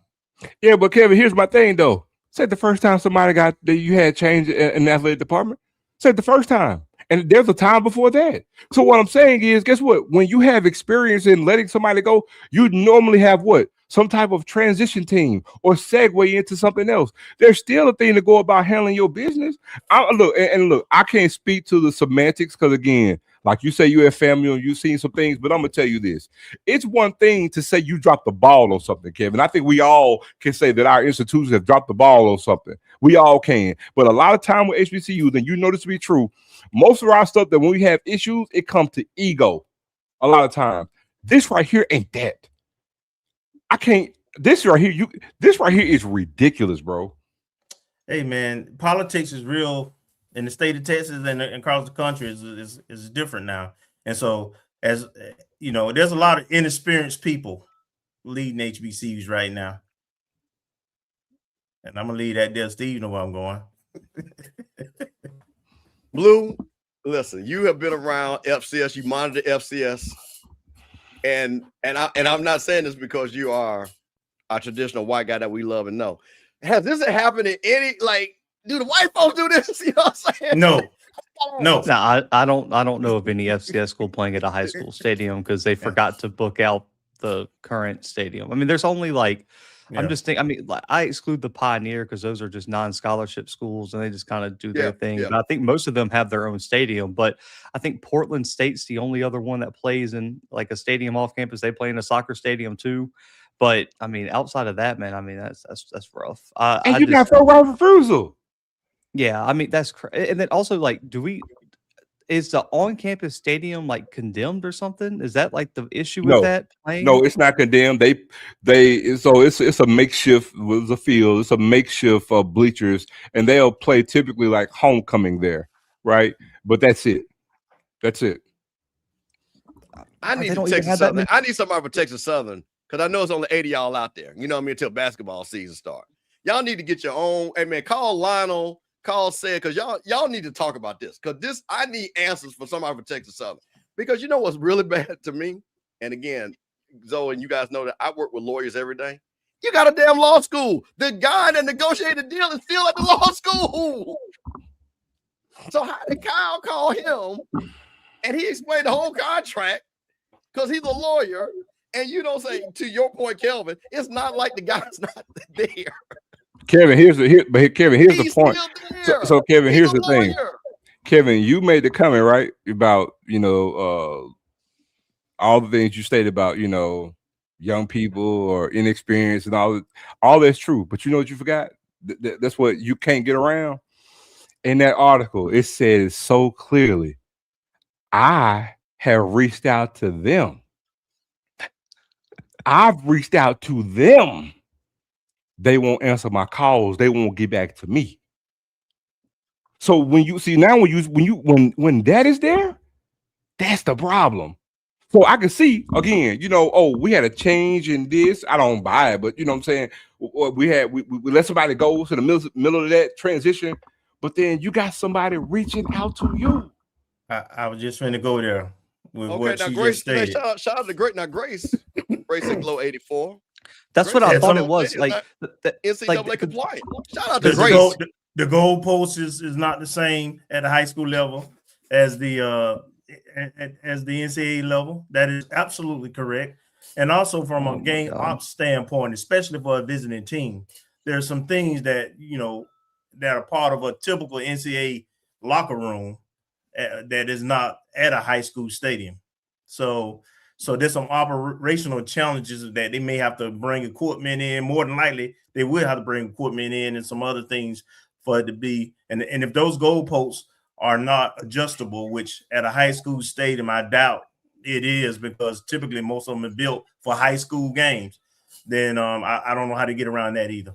Because that's what the comment was saying, is like the on-campus stadium was not condemned, but it's not NCAA approved. Because remember when the SWAC passed that non-D2 thing, Texas Southern fans were mad because now they can't play their homecoming on campus because their stadium can't host NCAA games. That's why they played non-NCAA sponsored teams for homecoming, so they could have it on campus for homecoming.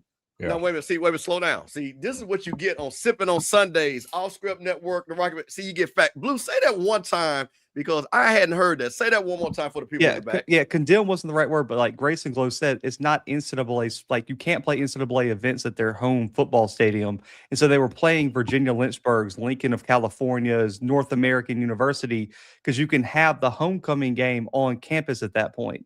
Now that the SWAC passed that rule, Texas Southern, unless they build a new stadium or fix whatever's wrong, they can't have homecoming on campus anymore. Wow. Or how about you just play at a stadium that the county built for you that has everything over there anyway? That could be the solution, but hey, I'm gonna throw one more thing at you with this particular case. So the key in the agreement was it was rent free. Rent free, and you get all the money. Now I know that Southern game is at a pro stadium, and I'm pretty sure that ain't gonna be rent free. Man, come on. No, definitely not. We are cooking tonight. See, that's what I'm saying. See, this is what I'm talking about, man. You might not like how we look, you might not like everything, but you're not gonna doubt these facts on Sippin On Sundays. We keep trying to tell y'all, you come over here to get these facts. So see, this goes back to my point, Kelvin. And you know me, and anybody knows me, I'm a numbers guy. Blue knows me, and Blue literally had a breakdown of numbers when we did a show. So I'm always about where the money at. And this is where you can't go. So okay, let's use your point, Kelvin. They've got an athletic budget, right? That they are already put out. Kelvin, you know this. Yep. You are literally adding expenses to the hundreds of thousands of dollars, not no 5,000-6,000, hundreds of thousands of dollars that hurts your program. That again, if you want to have an extra trainer, right? Or whatever, a training table. Well, to your point, Kelvin, if I gotta go play at X stadium that I have to pay for, guess what? I can't get that trainer. Extra trainer. No, it's bad. They're paying for extra space at that other Houston stadium just for Southern to sell it out. All they did was buy more seats for Southern to come, because Southern's going to bring more people to that game than Texas Southern is. Man, this is crazy. So this brings back that old quote, man, being cheap is expensive. No, hello. It is. Being broke is expensive too. You're right. And wait, I'm gonna pull up one because right. You know what? Cue the saxophones. That's the new thing now. Cue the saxophones. Boys in the hood saxophone. Because you know what? But somebody saying, well, wait a minute. People are saying, and I don't know why I was looking at it, that McClellan was the AD. That was a great deal for Texas Southern. Yeah, They don't yeah, have to pay for anything. yeah. They If you that utilize was- it, choose yeah. first. if you They utilize missed- it, Yeah. Yeah, they So that ain't missed the all- point of the listen. article. If they would have Yeah. just had the meeting with the Dynamo, the deal's amazing. There would but have here's, been no but here's issue. the thing: that's what makes it even worse. Texas Southern has first right of refusal in that stadium. Just think about that's what it's a damning article. For up to 7 games. Yeah. So And basically, I'm not Oh, saying, oh, so- and I'm not saying, and I know we all want the article to be false, but But it's out of all the places Kyle Mosley knows and can report on, it's Texas Southern and PV. Like For he sure.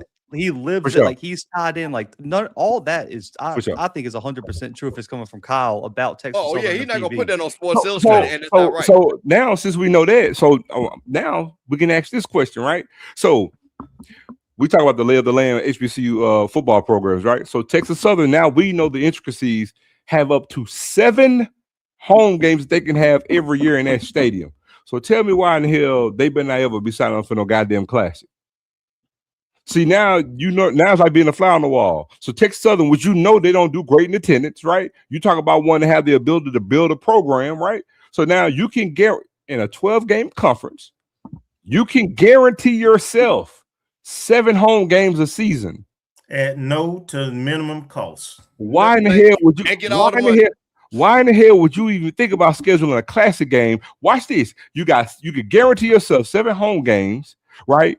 Isn't that more advantageous for your football program to have success? If I can have 7 guaranteed games at home every season and only 5 games on the road, Bruh. that's that. You see what I'm saying? See, that's what we're talking about. See, again, we don't always know the intricacies of every deal, of everybody's situation. But now to sit here and know that this program can really flex and grow something, because you got 7 damn near free home games at home, and you still want to play a damn neutral site classic. Tell me what sense that makes. Why would you give away a home game that you got damn near free to play in a damn classic game for any shape, form, or fashion? Man, listen. Preach. Shout out JT. Yeah, I need listen. If you seriously, if you are a Texas Southern person and you're upset now, and I mean a real Texas Southern person, I'm talking about you got some credit out. I don't want to hear that you from Houston, but I know about that. I'm talking about Texas Southern people because see this, and again, we're gonna move on because we got a lot to talk about because this is a packed show. But this is what bothers me when you're trying to build a program, right? And I think we all agree on this. Home field advantage kind of matters if you can build it, and you can build a great opportunity, getting people to come to the games. You getting all the money. It's your stadium. You know where like I say, you know where the bathrooms are at. You know which way to walk in the stadium. When you go in a high school stadium and all this different stuff, and you know this, Kelvin, you play sports, that's going to throw the athlete. Wait a minute, we got to go here this week. Because that mean we got to get up 5 and Blue, you too. We got to get up 15, 20 minutes earlier. All these different things. Yeah, you got to pack more gear. And then and here's the thing. Shout out to Miss Faye, because you know what? She's checking in on us, sipping on Sundays. But let me tell you what bothers me about this 4-suite thing. That is revenue that, you know what? Okay, I get it. You get a president, let them have the hookup suite, right? That's fine. But them 3, I'm selling those, bro. Oh, I'm getting a check from those. Mm-hmm. Ain't gonna be no hookups. Ain't gonna be no alumni president. Hey, yesterday price ain't today price. I'm selling them joint whatever per game, 25,000 or whatever, something. I'm giving me a check for them 3. So just alone, if I sell that suite for 25,000, I made 75,000 per game. And you're not gonna tell me with them balling shot callers at Houston, they can't find people that want. Kevin, let me ask you a question. If FAMU had 4 suites with our home schedule like we usually have, you gonna tell me we could sell them suites out? We got 6 home games this year, and you got Southern and Tennessee State, and absolutely we would sell those. So think about that. So again, 75,000, and let's just drop it to 20, and you get 60 G's, and do it 5 times. That's 3. That's your NIL right there. I can do you one better. You talk about suites. Yeah. You talk about suites. I could do you something that could really make money for HBCUs. If HBCUs had actual party decks, you have more students. You know what I'm saying? Getting free. They did more party decks and a limited amount of load seating. that'll really drive up money for HBCUs. If you look at the construct of how we get out and how we go to games. And and in terms of suites, typically you sell the suites like in 3-year blocks, right? Right. So you got that money guaranteed whether they show up to the suite or not. Yep. Guaranteed. Yeah. So that just, you know what? I'll tell you what. Here's the crazy thing. Steve, didn't just last week, didn't we talk about Texas Southern has a master plan and talking about wanting to build a 10,000 stadium on campus? Yeah, on campus. So, I mean, now you're really talking about building a stadium on campus, but hell, you can't even meet to take advantage of the damn stadium that you got access to. And my thing is, and I guess that my question would be, I'm not mad at having a campus on stadium. I get that. Because, see, I have not been to where Texas Southern plays this game. So, how far is that stadium from the school? I don't know. Anybody know? About a couple of miles? Man, it ain't far at all. It's not at all. So, here's my thing. Why would you allocate money to build a stadium when this is a couple of miles and you got the sweetheart deal in where you don't have to pay for it? Because what are you going to do? Build something different? It's already got the suites. You don't have to pay for the stadium. It's close enough where it doesn't hinder you where you got to go across town. You know what? I can understand if Jackson State, which makes sense. Because the stadium, you can't walk to the stadium. Well, old school people used to, but literally you can't walk to that stadium. That would make sense for Jackson State. But to you guys' point, it's that close, and you got the deal. You get to pick your dates. They got to wait. You get all the money. Without the expenses. Come on, because maintaining a stadium, you know, the turf, the paint, and the pressure washing, you know, they ain't got those expenses right now. None of those costs. The county picks all that up. Trash, man. Yeah. So you know what? We might Security. have to. You know, we did a show called The Throwdown where we did one topic and break it down. I'm about to bring The Throwdown on Thursday back on just on that, and I'm gonna bring some lawyers in on this. And I'm sorry because again, Kyle Mosley did it. So Scotty didn't bring out the contract. It was Kyle Mosley, so you can't be mad if we deep dive on it. Because I'm gonna have to get in because I gotta get on this. But anyway, let's move on to our feature discussion. We got a couple of fun things we're gonna end at the end of the show. But as you well know, guys, it was SWAC Media Day. Zoe wasn't in attendance because Zoe was working on his wedding plans. I wasn't in attendance because we're banned from coming. Otherwise, no. But guess what? Kelvin was there. And Blue, you weren't there, but you covered everything about it, correct? Yeah. Watching and stuff like that. Did a recap. So that's why I have my brother Kelvin here because I wanted to talk to people because I didn't think it was. I watched it, but I think there's something said for people to be there or really cover it because I can only see bits and pieces. But I want to start off with the SWAC prediction that came out of the order that came out of the media day, and then we'll kind of talk about what you guys saw. So here is what the SWAC said. Who's going to win the SWAC? Make that big for everybody. SWAC Media Day. Here we go. We'll start on the left side, going left to right. Oh, well, no, hold on. Let me see. Okay, what is this? Okay, Dave, what is this? The order? They got it this way, right? Okay, I see what he did. I thought this was east and west. So I'm sorry about that. Okay, so it looks like, correct me if I'm wrong, that he's got Prairie View 1, Alabama State 2, Jackson State 3. Is that what he's got here? Is that right? Looking at it? It's 1 through 10. Can you guys see that? 1 through 10? Okay. Yeah. 1 through 12? Yeah. Okay. 1 through 12, I'm sorry. But that's fine. Yeah. So he's got Prairie View first, Alabama State second, Jackson State third, Texas Southern fourth, Bethune-Cookman, and this is the conference, right? Yeah, this is the conference. Yeah, let me make sure this is right because I'm pretty sure this is the conference. Yep. Okay, because that's the West. Wait, that's the East. Yeah. How did he order it by first place votes to like? That might be his pick. But right. I think that's what I think. Let me just this is his because the A&Ms weren't tied in the East in the SWAC predictor or the finish. I think this was his model or whatever Kyle had. Yeah, okay, he just got it going from 1 through 12. Okay. It was just his way of breaking it down of how he got to 1 through 12.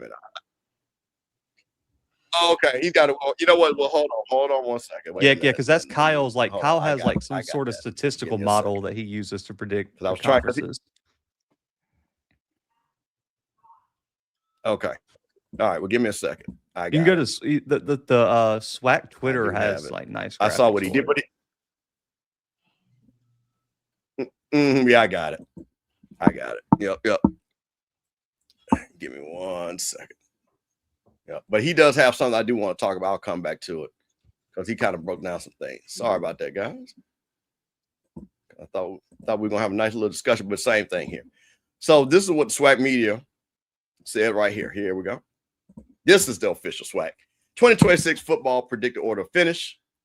In the East, we have Alabama State, Jack State number 2, Bethune-Cookman number 3, Florida A&M number 4, Alabama A&M number 5, Valley 6 in the East. In the West, Prairie View, the defending SWAC champions, Grambling number 2, Alcorn State number 3, Texas Southern, who doesn't have a home, number 4, Southern Baton Rouge, which we're going to talk about their coach because I guess he didn't know what class they're playing in, and Arkansas Pine Bluff 6.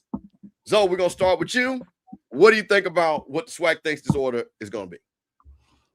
I don't have any problem with it. I mean, it's semantics on, when we talk about, to me, the West more than anything. I think right now, we talked about it. I mean, you could easily have Jack State 1 or Alabama State 1. I don't have any exception with that. I'm up in arms about FAMU or Bethune. Bethune may have won their game, but look at what Bethune lost as opposed to look at what FAMU has coming in.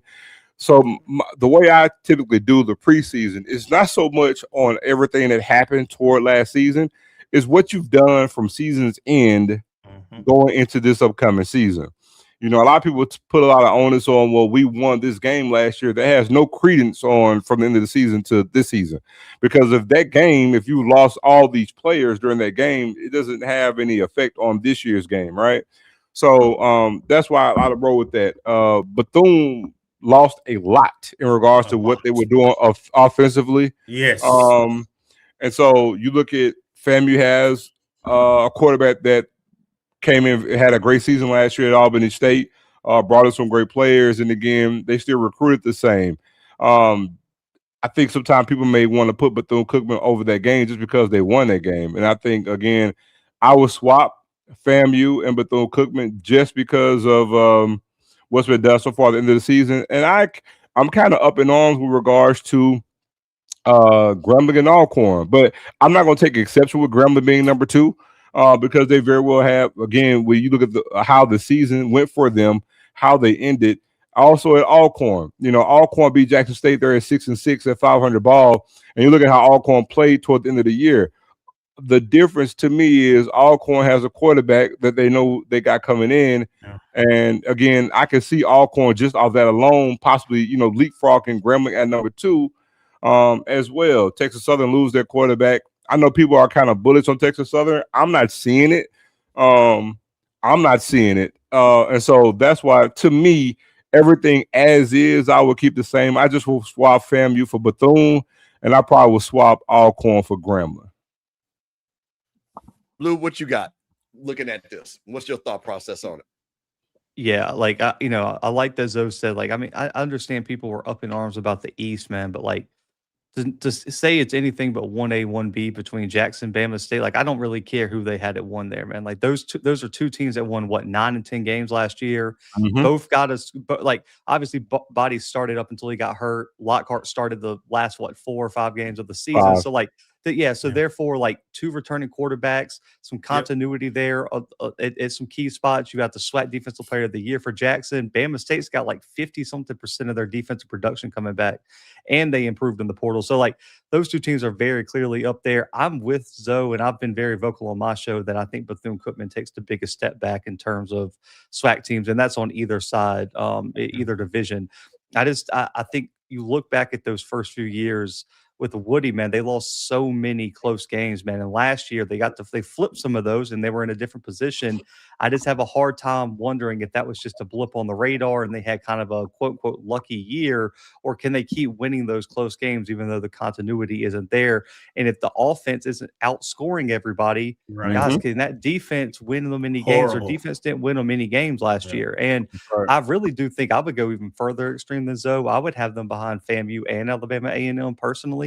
If we're really trying to project what the standings are going to be, I think Bethune would drop to 5th for me. In the West, guys, I'll be honest. Like, I know that the coaches vote, and so you get some weird votes thrown in somewhere. And obviously, Tremaine can't vote for himself, so there's always going to have to be someone with another first place vote.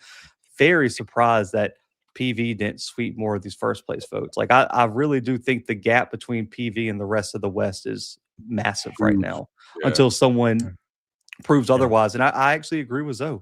And I hate, I don't want to sound like I'm just parroting him, but like I even talked about it this past weekend. Alcorn feels like they're being a little bit overlooked this preseason, man. Like, they lost every single FCS game last year by 10 points or less. They had PV beat until they dumb play calling on that last drive cost them that game. They shouldn't have lost to Northwestern State week 1. They had Jackson beat if that reverse isn't called back, right? And they still had a chance to win up to that. So they had a few games that could have went either way. And I think Texas Southern still being overrated just because of the quarterback issue, man. Like, at the end of the day, I understand they have a SWAC quarterback, and that's kind of what it seemed like for me. That's what Dishman was saying. We got a guy who's played in the SWAC, been in the SWAC, but that's great, right? But has he been good in the SWAC? Like, at the end of the day, like, I understand, and this is where I get in the debate of, if you looking at significant contributors coming back, guys, I mean, is it good to return a bunch of significant contributors that all sucked? I mean, is it good to return 11 starters from a bad defense? I don't necessarily think it is. You need to flip it.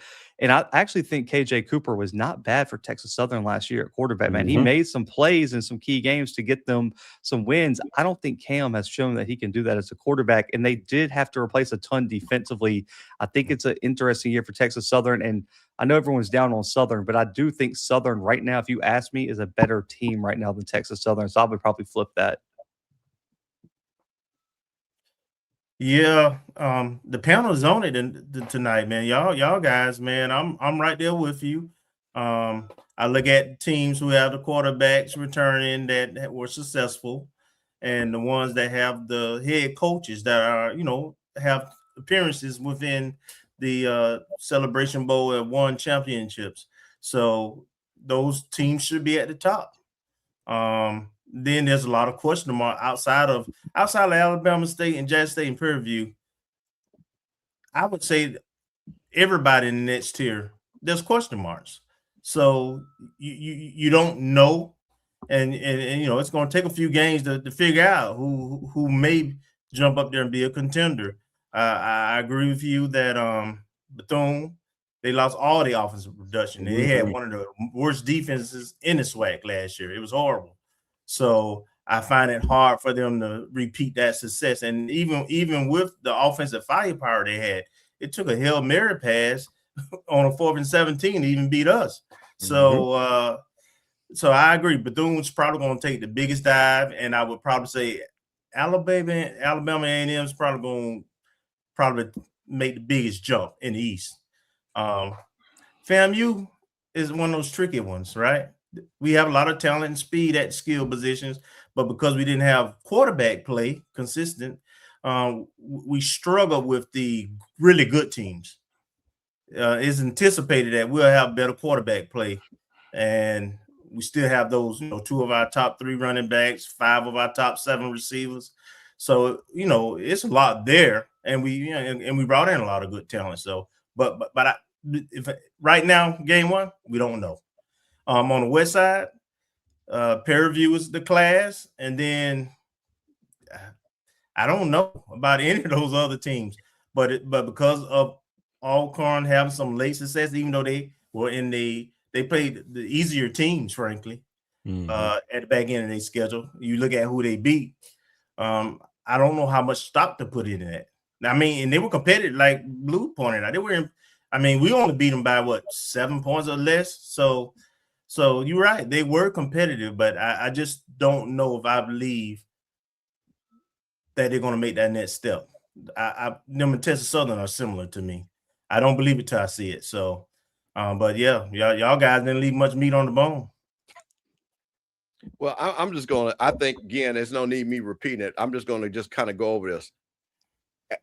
What I'm curious about, and maybe you guys, Prairie View, is it because, and I know they're returning players, but again, I won't pull up something about the quarterback. Why do you think Prairie View is number one? Is just because of what they're bringing back, or is Grambling and the guys below them, they just have not leaped to where it's even a challenge to be in the West? Because Prairie View lost a lot of people, lost a lot of great players. So why is it that you guys felt that they were the number one pick? Is it because of Coach T-Jack and the recruiting and they feel was coming back? All the above. For me, it's because T-Jack number one, and then I don't feel like anybody below them has done enough to even if Prairie View take a step back, I still think Prairie View can beat all those teams with good coaching and talent alone. So that's why I chose them. Yeah, I'll push back on that. PV has more continuity this year than they had last year. Okay. They've returned the entire starting offensive line. They returned the number 2 wide receiver from last year. They've returned their number 1 running back. They've returned the best corner in the SWAC. They've returned 2 of their top rotational edge rushers, and they signed a better transfer portal class, more talented transfer portal class this year than last year. And I know people always weary about transfers. There are a handful of coaches in FCS HBCU football that have proven they know how to evaluate, how to plug and play, and how to build a culture. T-Jack's one of those guys. Look at all the pieces that he got to jail last year. Guys, was there any other coach in the SWAC that could have got that out of Cam Peters last year? I don't think there's many, maybe 1 or 2, right? And we can name them, right? They're the top coaches in the SWAC. And I think, too, they upgraded at quarterback this year. And I know that says a lot because Cam Peters was great down the stretch. I think PV's got a higher ceiling in the quarterback room this year. Okay, than who exactly is Prairie View's quarterback going to be? Prairie View's quarterback. It's going to be the transfer from Catawamba. Okay, let me get his name for you. I know that people push back on me on that, and we had to get, who was it? Mr. Campbell had to delete their QB rankings because they just had a kid that wasn't even on campus listed as PV starter. And we had to call him out. Because this is okay, and this leads into because I saw, and this is what I was confused about, because I think this is Kyle's again deal. But I like what he did, because that's why I was all excited. I thought this was SWAC stuff, right? Until we got this. But this was, can you guys see that? Okay, let me make that a little bit bigger for everybody in the back. So this is his top quarterback combos coming back from SWAC. And I like how he kind of did this. So he had QB coach continuity. Here are the top quarterback combos in the SWAC. Eddie Robinson, Andrew Body, 3 years together. Jared Lockhart, T.C. Taylor, 2 years together. Now, this is what lost me. Tevin Carter, he's still there, right? But he's not going to be the starter. Back. I don't think so. Not from the people I've been talking to in the building. Yeah, okay, that's what I thought. You got Alabama A&M, Cornelius Brown, and Stamp Shade. Well, that list is wrong. That list is wrong for Jackson State. There's not 2 years for Jared Lockhart. It's 1. That's right. Yeah, there's 1. It was just last year. So, and let me say this too, to add to the. I guess he counted this as year 2 because wait a minute, hold on. Because if you're doing Body, this would be 3 for Body. That's what he's counting. Okay, so he's talking about going into this year. This year, last year, and this year as 2. Yeah, but you can't put this year yet because he only got 1 season. Because here's the thing, to that point, you have to be politically correct on it, because if Lockhart doesn't take a next step, you can say he had 5 good games because he didn't play all of last season. He only played. He's undefeated as a starter. There's only 5 games. If he doesn't take a step and he regresses, you see what I'm saying? You're gonna have that with it. So you have to have it right when you say this. But I did want to say this about Prairie View to answer your question, Steve. I'm going a whole different direction from Blue. If you look at the West Division, there's only one new. We have to give the fact that T-Jack won it. You have to give the necessary leap from year 1 to year 2. We cannot bypass that, right? When we talk about continuity, there's only one new coach in the division, and that's Marshall Falk. Everybody else has continuity, but the continuity has been losing. And so T-Jack won his first year. So no matter what they lost, until another coach in that division shows you they can elevate and win, it doesn't matter. It doesn't matter. Yeah. And the name I was looking is Preston Brown, is the quarterback that last year at the D2 level, 2,700 passing yards, 26 touchdowns, 4 picks, 6 rushing touchdowns. And Edwin, you say in the system, again, Jared Lockhart has just now been on Jackson State campus as a student for a full season. So it can't be 2 years. Who was next to the Grambling's coach? Did you scroll down? Who do you have listed at Grambling? Yeah. Okay. Yeah. So Benoit and Fry. And neither one of them are They say even competing he's for got the him down starting for 2 job years. right now. Well, that's what I thought. So that's why when I saw this, and that's why I wanted to bring it up, is that, you know, and maybe he just looked at depth charts, I'm assuming, kind of said, okay, here's who's coming back. So here's the thing, Steve. I get the theory. I really do. And there is a lot of factual truth into having continuity, especially if you've been there, let's just say 2 full seasons, as opposed to bringing in a brand new starter who hasn't played, or you got a 3-year starter, right? So again, there is some credence to that. But in this, you know, again, when you say 1 season, you can't say that because, again, when it's only 5 games, right? And also, you have to give those games context, because if you got 5, if you play 5, you started 5 games and you got 5 wins. Now, granted, it's a true freshman, but if all 5 of those wins are against losing teams, you see what I'm saying? You have to also give that context, because that matters. Because it's a difference when you sit there and say, "Hey, we played 5 games, but 2 of those games were against good opponents, good defenses, and we came out with the victory." It changes things. It totally does. So they I'm say not downing.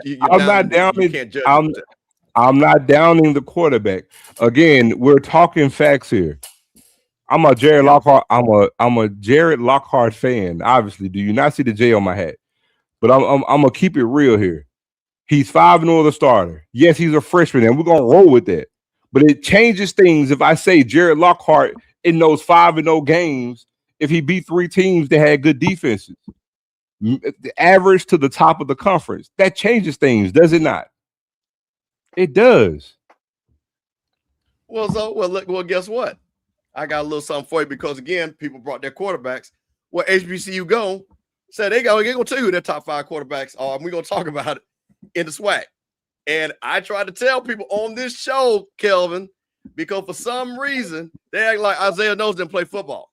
And I tried to tell people that FAMU has got a top 3 quarterback. Now, whatever number, I'm gonna give Andrew, and you can put Lockhart, but you ain't gonna say Isaiah Knowles not 3 based off of what he has done. 2-time SIAC Player of the Year. But this is what they got. And HBCU, shout out to HBCU Go, Curtis Simons, the top 5 SWAC quarterbacks entering the 2026 season, where you can watch them on HBCU Go every Saturday. This is their list, and I want to hear what you guys think about this. Andrew Body, number 1. Isaiah Knowles, number 2.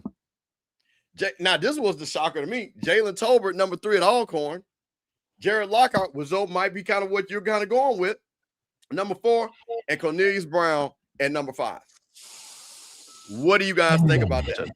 Jalen Tolbert at 3 is madness. I'm gonna catch a lot of flack for what I'm about to say, but I honestly think in my heart of hearts, I'm being real on this. I think Cornelius Brown should be at number 3. Quad Brown is an amazing talent. His major problem is he can't stay healthy. When you talk about, I mean, honestly, if Quad Brown would never get hurt, me personally, I would take Quad Brown over Andrew Body. But he can't stay healthy.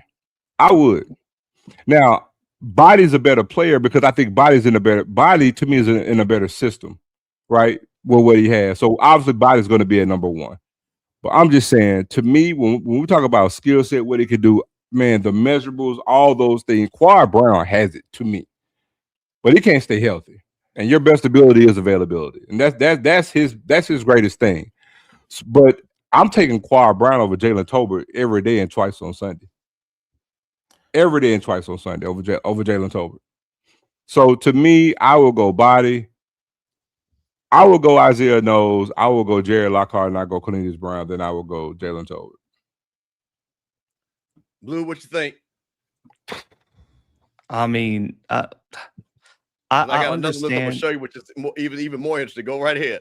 I understand the potential of Knowles, but the thing too is, and even as high as I am on PVs and coming D2 quarterback, I wouldn't put him in my top 5 because he hasn't proven it at this level. as much as you could say good players can translate, right? They don't always translate. And quarterback is a really tough position to translate. D2 quarterbacks don't always work out. Takes a special player. He might be that guy. He's in the same system, but I have a hard time putting him over guys who have won at the Division I level. And just for me, I would probably move him and Tolbert down some. I would have it Body, Lockhart, Brown, Knowles, Tolbert, in my opinion. And that could change at the end, man, just because Isaiah Knowles has a chance to prove it on the field, man. We have to see him do it at the D1 level.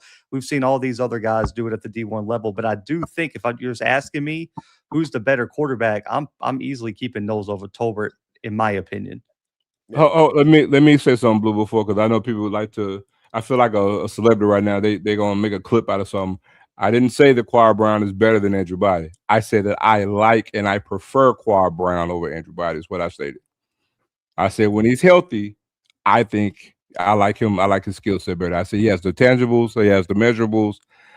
I just, from a physical standpoint, I like Quad Brown over Andrew Body, but I did not say Quad Brown is a better quarterback than Andrew Body.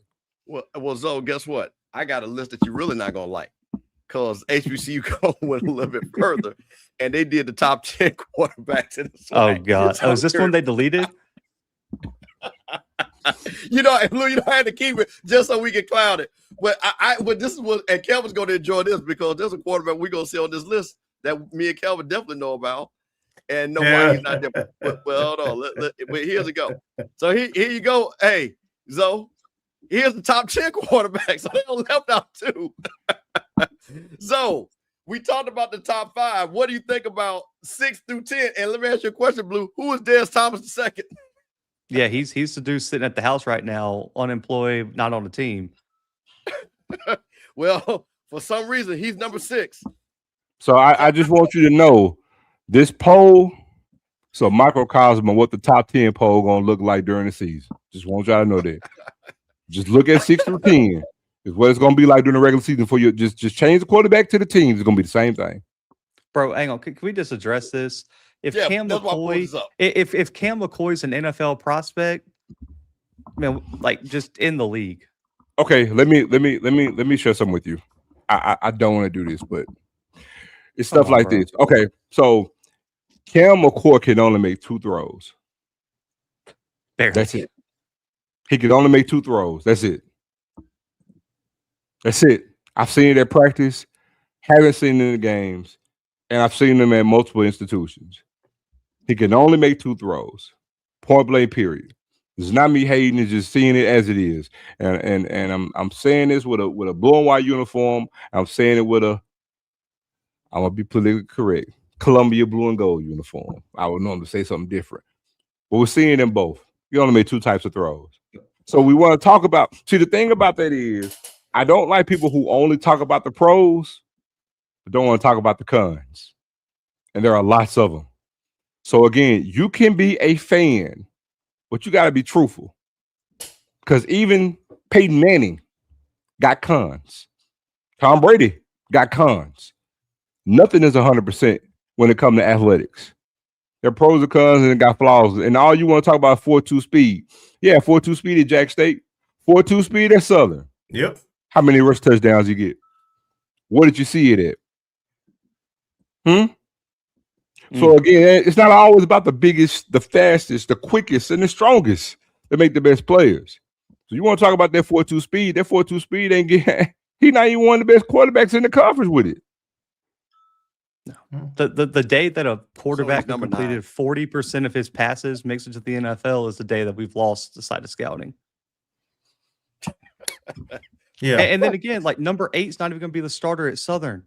Like, what are we doing with this list? Ashton Strother completed like 30% of his passes last year and had more interceptions than touchdowns, I believe. Well, it ain't. I will say this: it ain't a whole lot to choose from when you look at it. There's about 3 or 4 probably really decent quarterbacks in this conference, and then everybody else struggling. And the same thing you said about Cam McCoy, to me, Jalen Tolbert is in that same boat. They're athletic, but they're one-dimensional. You can defend them, make them stay in that pocket. they're gonna throw picks. Yeah, but there's one thing I can say about Jalen Tolbert though. Jalen Tolbert can make other passes between just go routes and slants.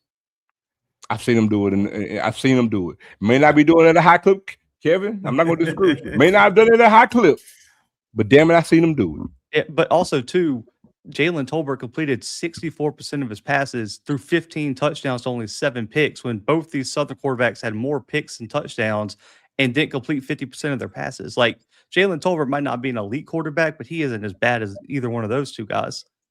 Well, also, Alcorn's offense is they don't. It's not a high risk offense. They throw pretty simple routes and everything. But yeah, he was very one dimensional when I saw him most last year. Hey, you weren't afraid of him beating you with his arm. Let's put it that way. Hey, Kevin, I'm gonna tell you, I'm gonna fill you in on something. I'm gonna call to Jack State, man. Jack State ain't just utilizing the whole stem of the route tree either. Bro, Jackson State really thought they were going to bench Jacoby and Morgan for Cam McCoy. I still want to remind people that there were offensive coaches in Jackson's program that said, we're going to bench the kid who won the Celebration Bowl for a kid who can't throw the football. Like, put that in perspective. Should have seen me on the sideline. That's because he was running past people in practice. That they got all caught up in practice. Yeah. He was doing his Lamar Jackson imitation, and people got excited. But football is about this up here, especially the quarterback position. At the quarterback position, and that's why the man was called. Well, actually, it wasn't so much of what was being done in practice. It wasn't. What it is, for the most part, is just falling in love with what you think it is. Because, like the person made the comment, you got 4.2 speed, you got this, so you can fall in love. Because you know what all coaches love? A project. If you got the tools that I like, I can mold you into something. All coaches love it. So it's easy for even them to get punch drunk or get drunk on the attributes and what I can mold it into, because I think I can make it this way. And if I do, then look out. Same thing happened in Southern. I'm telling you. So that's what it is. Because again, guys, you weren't really seeing their practice. You saw the wheels, but again, all you can see is go routes and slants, and you're not hitting them at a high clip. So I fall in love with it. Let me go out here and see it for a game. That's one game. Let me go see 2. After game 3 was a no-go. But those are non-conference games too. And so guess what? When it's time for the rubber to hit the road, we're going back to what's tried and true. There it is.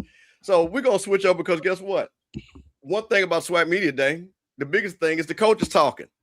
So I got a couple of clips. And Kevin, we're gonna start off down with FAMU, because you did this interview. And one of the things, the reason why, because Kevin, let me tell you something. And shout out to my man Israel Jackson, Mississippi. But he gonna get that Valley joke in every show. He ain't did it yet. Yeah. But he'll get it in probably by the time I play this. Him and what's my other boy, Greenwood, and then Will. They got to get their Valley joke in.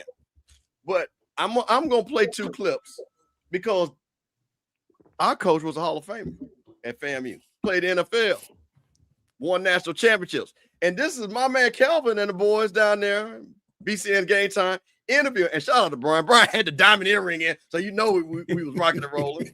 So let's hear what Brian asked him a question about being picked 4. I'm going to play that right here. Give me 1 second, get that up and load it. Look at Kelvin looking ball perfect. Brian got the diamond in the ear. So this is our coach. And here's the thing. All right, well, let's see if I can get that. Here we go. Okay, here we go. Did I make this big? Let me see. Let me see if I make that look. Come on, black on black.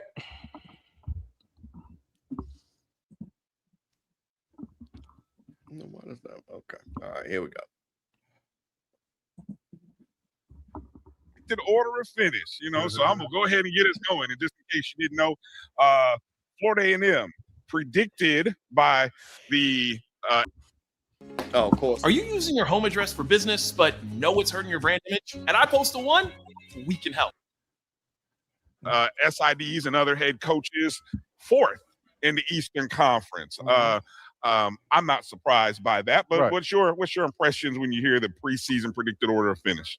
you do know pre means before, right? Yes, sir. Yes, sir. Okay. I do. So I remember. to me, it don't matter. Okay. You know, it's opinionated, based on things from last year, and then based on people that are supposedly returning, and maybe some expectations of some transfers and things of that magnitude. So for us, it's about putting the work in and seeing where those predictions fall at the end of the season, post season. Gotcha. You know what I mean? So Yes, for sir. me, the preseason rankings don't really hold a whole lot of weight with me. Okay. Great answer. Kelvin, go ahead.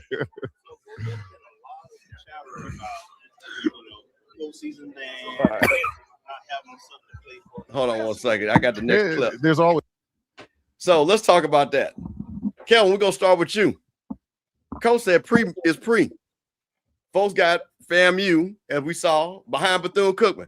Kelvin, you a rally, you ONG strike zone. You know what's going on in Tallahassee. Coach knows something that we don't know, or the SWAC don't know. Absolutely, Coach knows some things, and of course, all coaches at the beginning of the year, you know, hope is eternal, and he's been there for a spring. You know, he's brought in a very strong staff, and you know, we got 80+ kids who here over the summer, so and we got a good mix, frankly, of returning players. We were able to keep guys out the portal and get guys back who were in the portal. I think we only lost one key guy that we wanted to keep. So he's put in the work. The team is putting in the work. They believe in what they can do. We saw Prairie View last year. Coach come up from Valdosta State and win it in his first year. So I'm gonna be honest, and this is not the fan in me. It would not shock me if they exceed expectations. I'm not predicting, you know. I'm already on record. I think I said 9-3 with probably 8-4 being the floor, and probably the real. But we got 6 home games. We got 9 games in the state of Florida. You know, our problem is the road games. Frankly, you know, we got Jackson on the road, Alabama State on the road, and Alcorn. That's the only time we leave the state of Florida. So those are the games that you know I worry about. But Club Bragg gonna be Club Bragg, and it's gonna be tough with Quinn there to come in Club Bragg and do anything. Yeah, because Club Bragg was free all the way to 2:00 last year, boy. Because folks walking in and out not paying for nothing. Club Bragg, we ain't getting no checks, boy. But I know people's coming to our club taking money out of our till. Blue, what do you think about Coach Quinn Gray and what he said? And pre is pre. I mean, I'm not surprised. I mean, that's basically what every coach would say. But talking to Fred, who worked with Quinn, you know, for multiple years over at Alcorn, he said that Quinn is going to be confident no matter what he had coming back. And you give Quinn all those guys he brought up with him, and he said that he feels like Quinn feels like he's going to be able to win. You know, he can't win the SWAC this year, but he feels like he has a team that could have won the SWAC this year.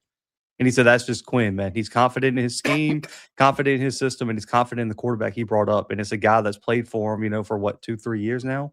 Mm-hmm. And so you got that continuity. But I will say, man, in Mr. Campbell, I mean, I know you heard us on HBCU Nightly. For me, I'm wondering, what is a successful season? Like, how low can he go? Because as much as you guys do have a lot of home games, there are some tough games on the schedule, man. Like, South Carolina State is not going to be an easy win. Like, that's the defending HBCU national champions. You obviously have the FBS game to Miami on like a 4-day turnaround. Bama State, Jackson, at Alcorn is not an easy game. And so that's at least 5 right there. So in your opinion, what is like the bare minimum he can squeak by and still keep the fan base locked in? Well, the fan base is locked in, period. We all in with Quinn. Make no mistake about it. They got a quote. Yeah, they got the quote and everything. All in with Quinn. I got a quote. And $300,000 later. That we all in for $300,000. Let's not play. 75 wouldn't hurt our feelings, which we were that last year without the quarterback stability and questionable coaching and slow speed on the back end of our defense. So we're going to be a better team, number one, and we're going to be a better coach team. We still have Florida talent at skill positions. You know, we got to see with the offensive line that would be the one area where we can't probably afford any injuries. And but we got some surprises, right? There's some things that hadn't been announced either. But I would tell you, FAMUans, we're going to be confident. Quinn is a FAMUan. He's going to be confident, and we'll see, right? We understand. We played South Carolina State 2 years ago. We beat them. Yeah. I mean, nobody scares us, right? We play tough schedules all the time, so we'll just line them up and see. Man, for me, I'm finna age myself, and you know what, Blue, you actually know this too. Even though you're young, this will resonate with you because you're down in LA. For some odd reason, every time a team is like on probation or they're like can't have any postseason thing, the first thing coming to mind for me is always Auburn with Terry Brown. Yeah, went on the field. That's always the thing that come to me because it was like, they stuck it to everybody, and honestly, it could have been like a de facto national champion that year. You know what I'm saying? In Terry Brown's first year, that always come to mind. I don't know why, but I'll say this, and I've said this before. I think for FAMU in this particular season, and rightfully so, even talking to Steve, I can understand the sentiment and the buzz and the feeling around the program because this is very, very similar to Jack State hiring G.C. Taylor. A lot of similarities to that, right? And so I can understand the enthusiasm and everything that goes with that. Also, bear in mind that in a way you kind of get a mulligan because you don't have any postseason play, but that still doesn't mean that you can't go out there and have a successful season. Because again, let's just say, because it's not so much about the wins and losses, they matter, but it's how you look in doing so in this particular season. I think if FAMU, he say 7-5, I'm gonna say one better because, and not to say that it's one game better than what Cozy had, but let's just say FAMU goes 8-4, possibly 9-3. But it's how you look in the 3 that you lose if they go 9-3. Yeah, correct. See, the thing is, if they do that and they look good in doing that, now you have even more buzz, and we talk about ending the year and then transition into the offseason because now what you've done is you've generated buzz. So that slogan now gives even more credence because we're going to take what we did in year 1 and we're going to try to elevate it in year 2. Now, granted, they'll lose their quarterback, but in this day and age, you know what I'm saying, you're going to sit there and bring in other pieces because we're a free agency in college football. You're going to have wholesale roster turnover every year anyway. Yep. So the thing is going to come down to, we always talk about linemen gelling. Now the thing is getting continuity within the team and getting the team to gel in these months you have into the season. But the main thing in my estimation for FAMU would be, how they look in year 1. Because, see, honestly, they had a winning record and they fired the coach last year. So it wasn't the record, but it was what? It was that they lost a particular game, but it's how they looked. I can assure you if they didn't look the way they did last season, and let's say they go 8-4, Cozy would still be the head coach right now. I don't have no doubt about it. That's true. That's right. So the thing is, it comes down to how it looks, how it's presented. And so, again, I say to that, I think FAMU, honestly, it's a great situation. I know you may not believe that with them having the postseason ban, but honestly, for a first-year coach, outside of contending for a title like Prairie View did, I think it's different circumstances for FAMU. I think within this first year is a great year. It's a great coupon year, I would say, to build something to go into year 2, because I'm telling you, if I'm a FAMUan and I got the guy that I want to lead my program, the best thing you could do is to turn it around in year 1 and go 9-3 or 8-4, look good in doing so. Mm-hmm. And then you're talking about, okay, now we got this great year. Let's hit the ground running recruiting. And then now year 2, we got everything off, and we got, so many defensive starters coming back. We got so many offensive starters coming back. Now we got some genuine optimism, and they're going to be right here doing all this old stuff all here again. You know what I'm saying? Getting ready for year 2. For sure. But all right, so I had Coach Green's, that. So you know what? I think I'm gonna show you another clip from Coach Gray because I think people trying to be funny, try to throw a little shade, Kelvin.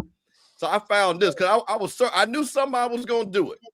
Somebody was gonna ask about Valley, and let me tell you something. Coach got an answer for him. Coach Green time to worry about Valley, but yeah, Coach. Let's see what Coach got to say about Valley.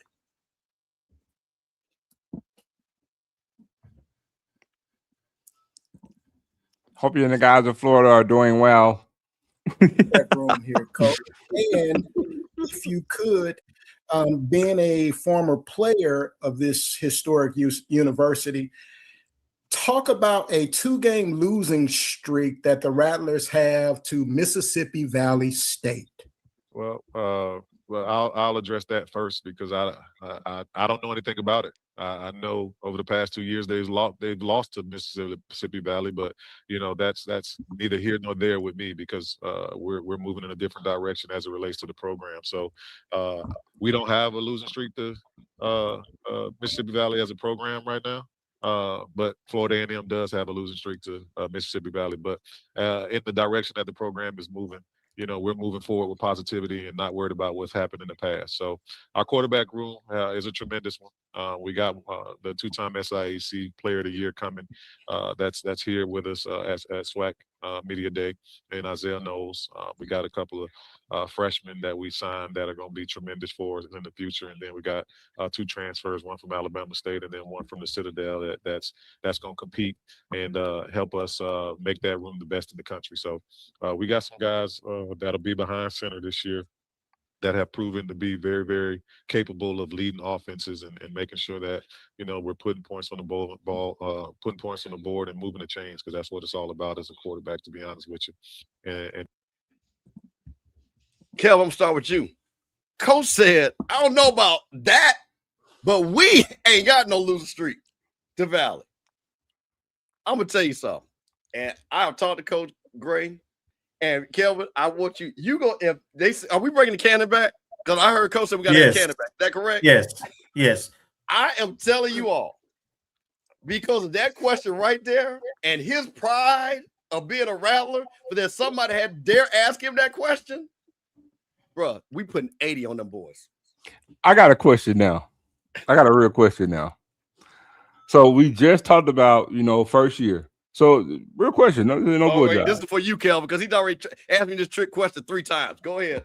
I did ask Steve, I think. So, yeah, Kelvin, ask you. So, in year 1, say FAMU goes 9-3.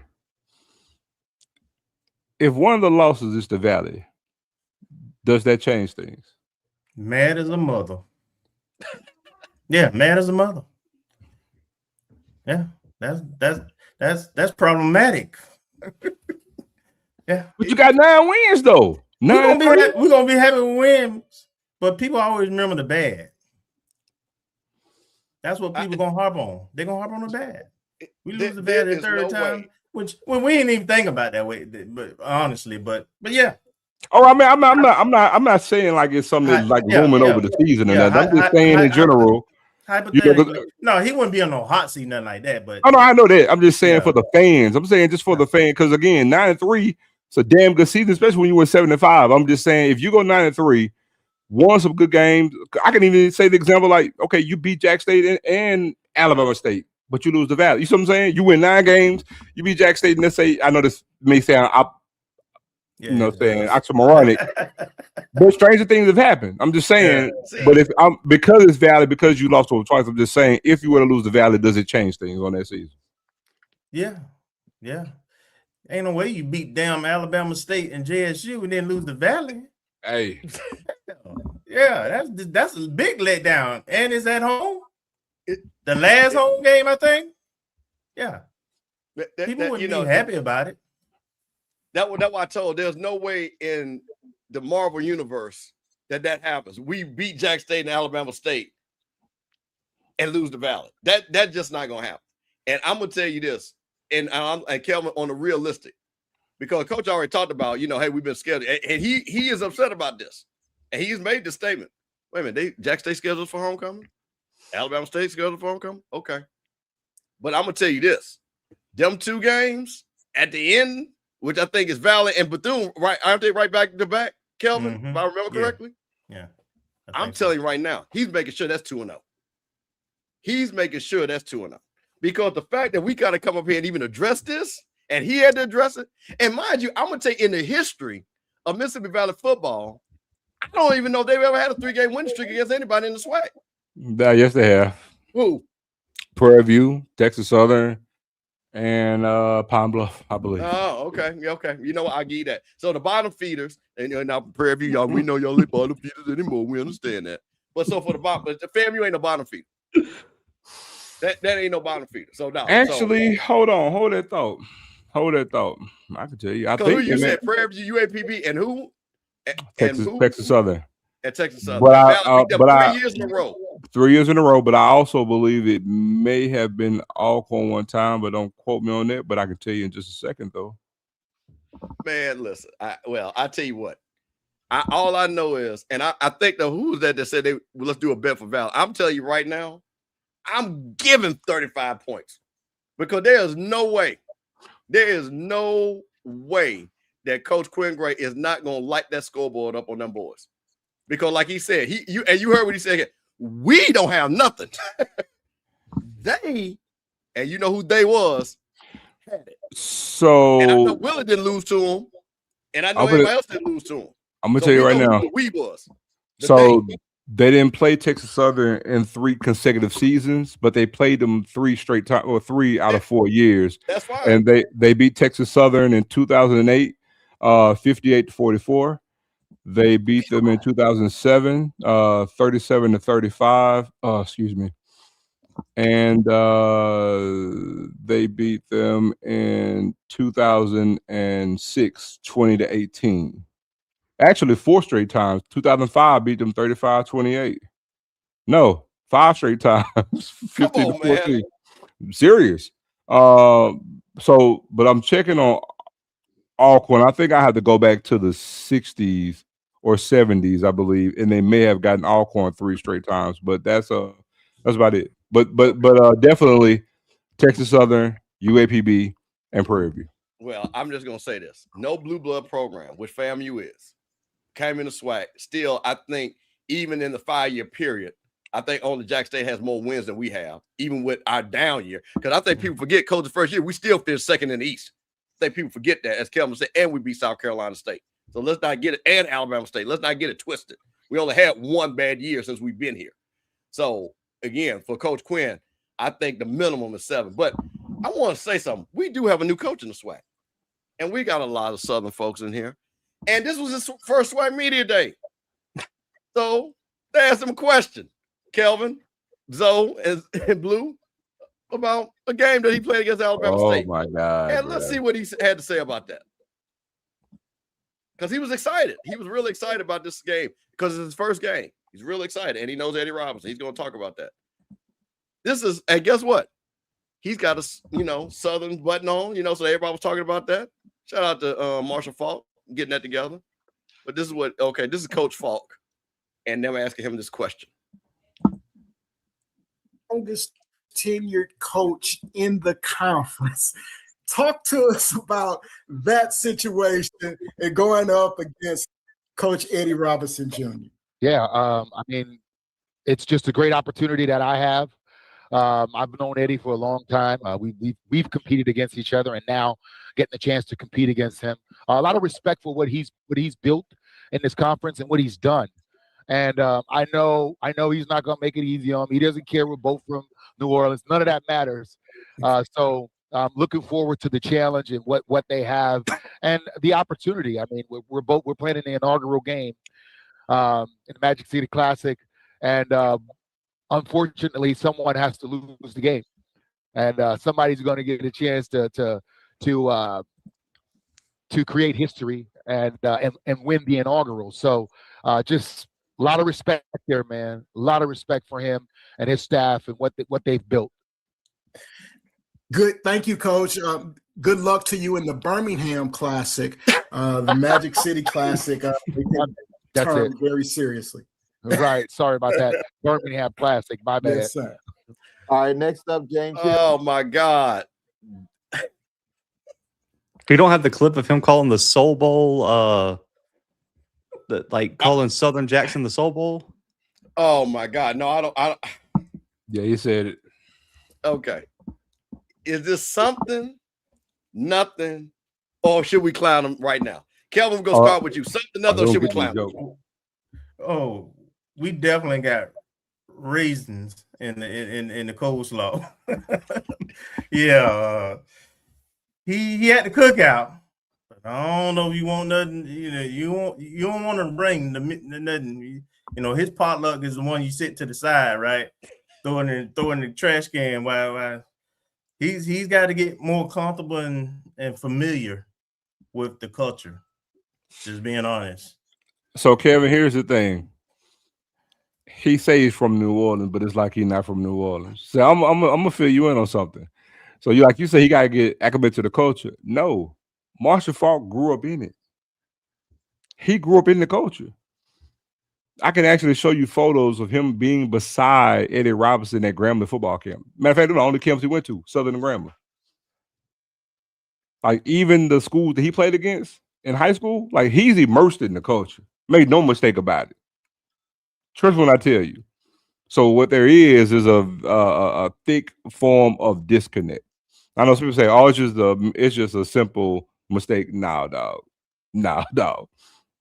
There is no way you can sit there because just like we talked about the coach at Texas Southern, well, going on Texas Southern, how there was a disconnect from the firing people being let go. There's no transition team. Man, the moment you become head coach at Southern, and he already know about Southern, he should get immersed in all things Southern. We hate Grambling, we hate Jackson State. You see what I'm saying? We played FAMU as a conference opponent before the history of this program. It was the longest interconference rivalry in HBCU ball. You should know all of this. This should be ingrained, especially if you grew up in the culture. Though, if you say you grew up in the culture, that's what I'm saying. You should be ingrained in this. Yeah. So to me, oh yeah, you're gonna get these jokes, but like, come on, dude. If I had, y'all remember Ed Love used to have that sign? Come on, son. I feel like I feel like hitting him with one of those. Like, come on, son. But nah, man, you gotta do better than this, man. And I hope when he got back to Red Stick, got down Hardin Boulevard, got on campus, somebody said, look, dog, we playing the Bayou Classic in your hometown, New Orleans. We don't like them Louisianans from the pine trees up there in North Louisiana, and we don't like them Jews from Jacktown. Outside of that, man, come on, bro. Come on now. Oh, and I did want to tell y'all one little caveat. Valley did have a 6-game winning streak against Alabama State, too. Oh, okay. Wow. Oh, my. Wow. Yeah. Okay. When so was that? Like the 80s? It was. Okay, yeah, that had to be the 80s. That's the only time they were good enough to beat them 6 times. I don't, man, that hurt my heart. 6 times? Okay, so I don't want anybody from Alabama State to say No. My math wrong. 5. Forgive me. 5 straight. Oh, 5 straight. Still. That's still rough. 5 straight. Crazy. So I'm gonna say this, man. And this is I said this before, I said this again. What you put in is what you put out. And listen, hey, they can have a great season, could be great. I like the coach he hired, but sometimes you got to know things because you know you're gonna get called out on it. It's no different than when I hear somebody say Alcorn, bro. You got to know how to pronounce Alcorn. When somebody says FAMU, so you got to know somebody. Or wait a minute. Or literally, I was around some white people, and we were talking HBC football this weekend. I'll kind of maybe get into what I did this weekend. Really big for HBCUs. And I was telling them, I went to FAMU, and they knew FAMU because the white guy's best friend is from FAMU. But I told them I was from Jackson. And the white girl said, yeah, I know Jacksonville State. I would have nicked the boy. Okay. So I had to step back. I was in Nashville, Tennessee. So I said, okay, we're going to start over. I said, how do you know about the school? Oh, yeah, Dion went there, right? I said, okay, which is fine. I said, Dion coached there. It ain't. And it's not Jacksonville State. It is Jackson State. And it's only Jackson State. And it will only always be Jackson State. Now, Jacksonville State, I think, is in Alabama. It is. And the city of Jacksonville is in Florida. Now, one of them two. But Jackson State is not Jacksonville State. And it's not Jacksonville. So I'm just saying for Marshall Faulk, as you say, from New Orleans, Bayou Classic every day, it's certain things that you got to know. And that's not even a hard matter of fact, you don't even have to, and I understand, I know how he got tripped up because he wanted to talk about inaugural, I guess they, like I said, it's the Birmingham Bowl. I didn't even know that. Yeah. Did you know the Birmingham Bowl? Yeah, it's like the Birmingham Classic or something like, yeah. Right, okay. It's something that McClellan been trying to get off with. I guess he finally got it up and stuff like that. But it ain't no way that I'm gonna sit back there and not know the Magic City Classic is a Magic City Classic, and B, I'm gonna know whatever the name of that game. Because first of all, I'm pretty sure they had to do some press conference, like right? They did the press conference. They did the press media, conference the day before, Mr. Campbell. It was the day media before. day. Steve, so let me fill you in on something, Steve. Okay, wait a minute. Stop, full stop. They did the press conference. Yeah. The day before this question was asked. Yes. Yeah. Banner with the name on it. Intro. The players talked. The coaches talked. Everything. Steve, I'm gonna tell you. Let me fill you in on something. Please. So, where did Marshall Faulk? Where did he come from to get to Southern? Colorado. Okay, who's the head coach of Colorado? Deion Primetime Sanders. Primetime. Okay. I can tell you right now, they've had many a conversation. And if Marshall Faulk hadn't learned by now to even take or learn something from Deion Sanders, I'm gonna fill you guys back because I'm gonna bet you when I'm gonna tell you, you're gonna remember it. You know what Deion Sanders does more than anybody else? He does his damn homework. Yeah. Yes, he does. Yeah. If you go back to Deion Sanders, had that great press conference in Jackson. The next day he comes down on IG, makes this great video with Ashley about the facilities that everybody tend to forget about. But that's another conversation for another day. The very next day after that, the third video, you know what Deion Sanders did? He made a video that went viral. He walked out, it was raining, in the middle of the vet. You know what he said? Made a video talking about filling the stadium up. Sonic Boom of the South. Literally, it went viral, right? Yeah. Because Prime did his research.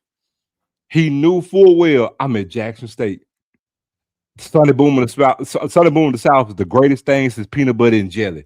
I'm gonna sell any and all things about Jackson State to the masses. Because you know what? I got the market. And War JSU get wherever he went. Let's be clear on that. Everywhere. On the pivot, he had that custom suit on the pivot that had JSU inside the jacket, on the sleeve. You know why, Boo? You want to know why? Because when he recorded the pivot, he had just left the orange plastic press conference. Yeah. Mr. Campbell, how are you gonna feel when Marshall Faulk is the first coach to win the Florida Classic at Southern when he plays FAMU later this year? When he calls it the Florida Classic. Well, here's the thing: since Southern ain't beat us in damn near 10, 12 tries, we know that ain't gonna happen no matter who their coach is. So he's just gonna go back. But the thing about it, no, what he's gonna say is, well, that was a tough game against Florida State. Yeah, the Seminoles were everywhere. Man, listen, went down to Tallahassee. Oh, man, y'all boys magical environment. Coach, tell us your first time down. You know, let me do my James Hill. Coach, tell us your first time being down in Tallahassee, and what did you really feel about the atmosphere? Well, you know, looking around, playing FSU, it's incredible. Outstanding. Man, they had the award chant going crazy. Yeah, they had the tomahawks going. The marching chiefs were amazing. I got a chant. I heard the man. Well, I was coaching my team, but those marching chiefs, Deion told me that Tallahassee was a tough place to play. And now I see what he's talking about. Now I see what's up. And here's Jay. Thank you, Coach. We appreciate it. God bless you and your family. That's my James Hill impression. I hope Bama State's petty. Y'all remember they played the Deion video when they beat Deion. Was that in the spring? They had the handshake. I hope after week 0, and listen, I know Khalil watches some of these shows. Khalil, if you're listening, bro, Alabama State has the Magic City Classic trophy because they've won it for the past few years. Please bring it to the game and give it to E-Rob if y'all win. Please give him the Magic City Classic trophy just to troll it. I'm telling you, that would go viral. Crook, no, we didn't. Crook, no, let me pull this up. Listen, you don't know your Southern history. No, we didn't. We done beat y'all like 8, 9 straight times. Point blank period. So stop it. Woo. So listen, you don't even remember the last time Southern beat FAMU. Even in our worst day, we still whooped y'all down in y'all home. So stop. So I just had to put that out. But listen, let me get to something now. Hold on. Since you asked, I showed me tell you when the last time it was. Well, you do that, though, because this is something. This is Sipping on Sundays. Like 2012. Thank you. Rocky Miller Channel. Man, listen, we sipping in the state of Florida, my boy Kelvin Roger. We sipping in the state of Alabama. Zach Blue McKinnon. I'm calling him Blue because that's what we call him. No doubt about it. But listen, I'm going to say this. And Lionel, I am glad you're here.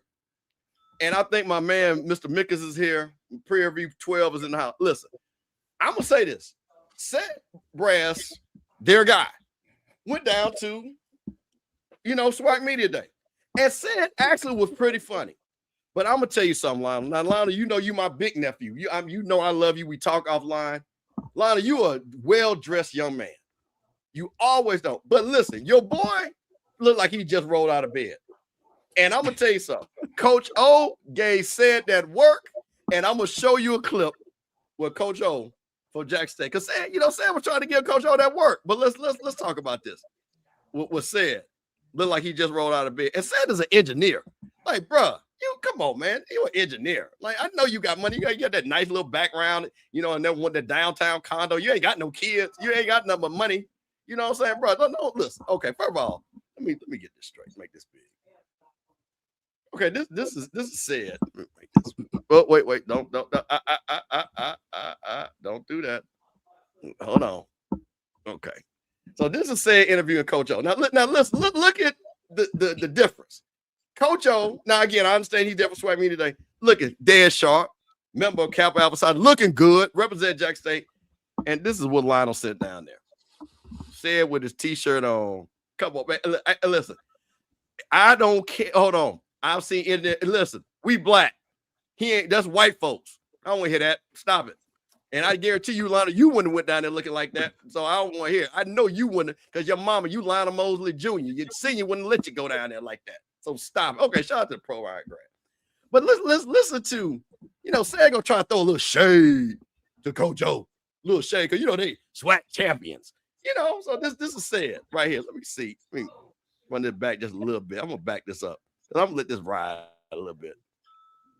So Coach O, Coach O class act right here with this interview. All right, y'all give me a second. Get this thing booted up. Class act with this. Because Jesse said that. Here we go.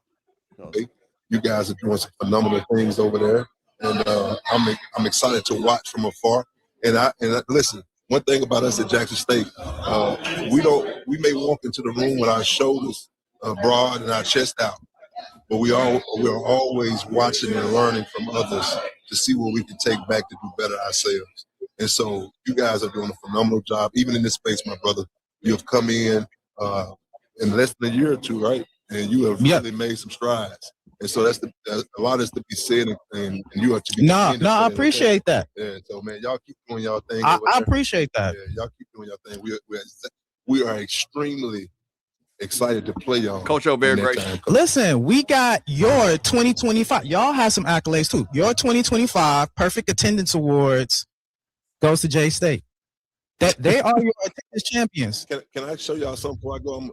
You mind if I show the? Yeah, he's gonna show us. Hold on. Okay.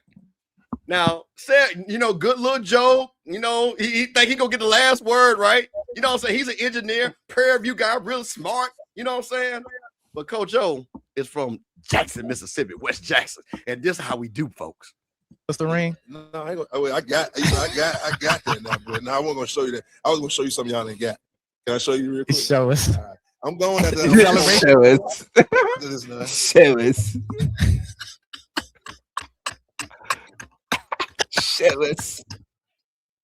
If I die tomorrow, my family inherits $2.5 million. Not debt, we got to get mortgage, Mr. Campbell a YouTube premium, man. These ads just killing us. You PV got that? Listen. We in the building. We got.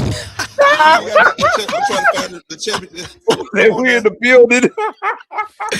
Listen, you got to coordinate. Listen, we're coming this year, 2026. Thank you so much, Coach. Thank you so much, Coach. Let me just run that back we in the building. I'm gonna tell you, he gotta keep saying listen, because he gotta think of some shit to say.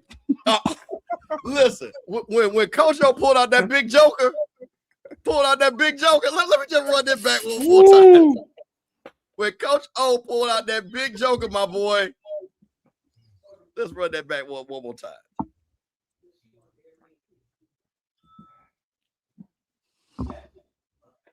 Come on. Got him. Show you something y'all ain't got. Can I show you real quick? Show us. Right. I'm going at that. I'm gonna walk off after this now. And then he dropped the mic.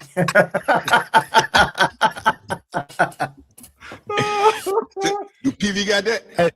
Listen. Listen. We in the building. We got. PV got that? I'm trying to find the champion. Come on now. Listen. We're coming this year, 2020. Thank you so much, Coach. Listen, we in the building. PV in the building. Jay Stank is in the building. You heard them. They say they the bullies. They say they still the bullies. I doubt it. How you the bully when you got knocked out? How, Sway? Y'all tell me. Like, light up the chat. How you the bully when you got knocked out, right? Look, I was letting him have his moment, right? Coordinate. You got to coordinate. He hit us with the coordinate inside the jacket. Listen, it don't get no better. I can't wait to SWAC. So let me be clear. I think let me say something.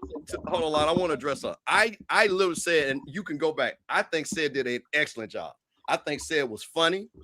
I think Sid was really, really on point. And I'm teasing Sid because he's my guy. Because I watched the show. Sid, because let me tell you what Sid did, which I love the fact.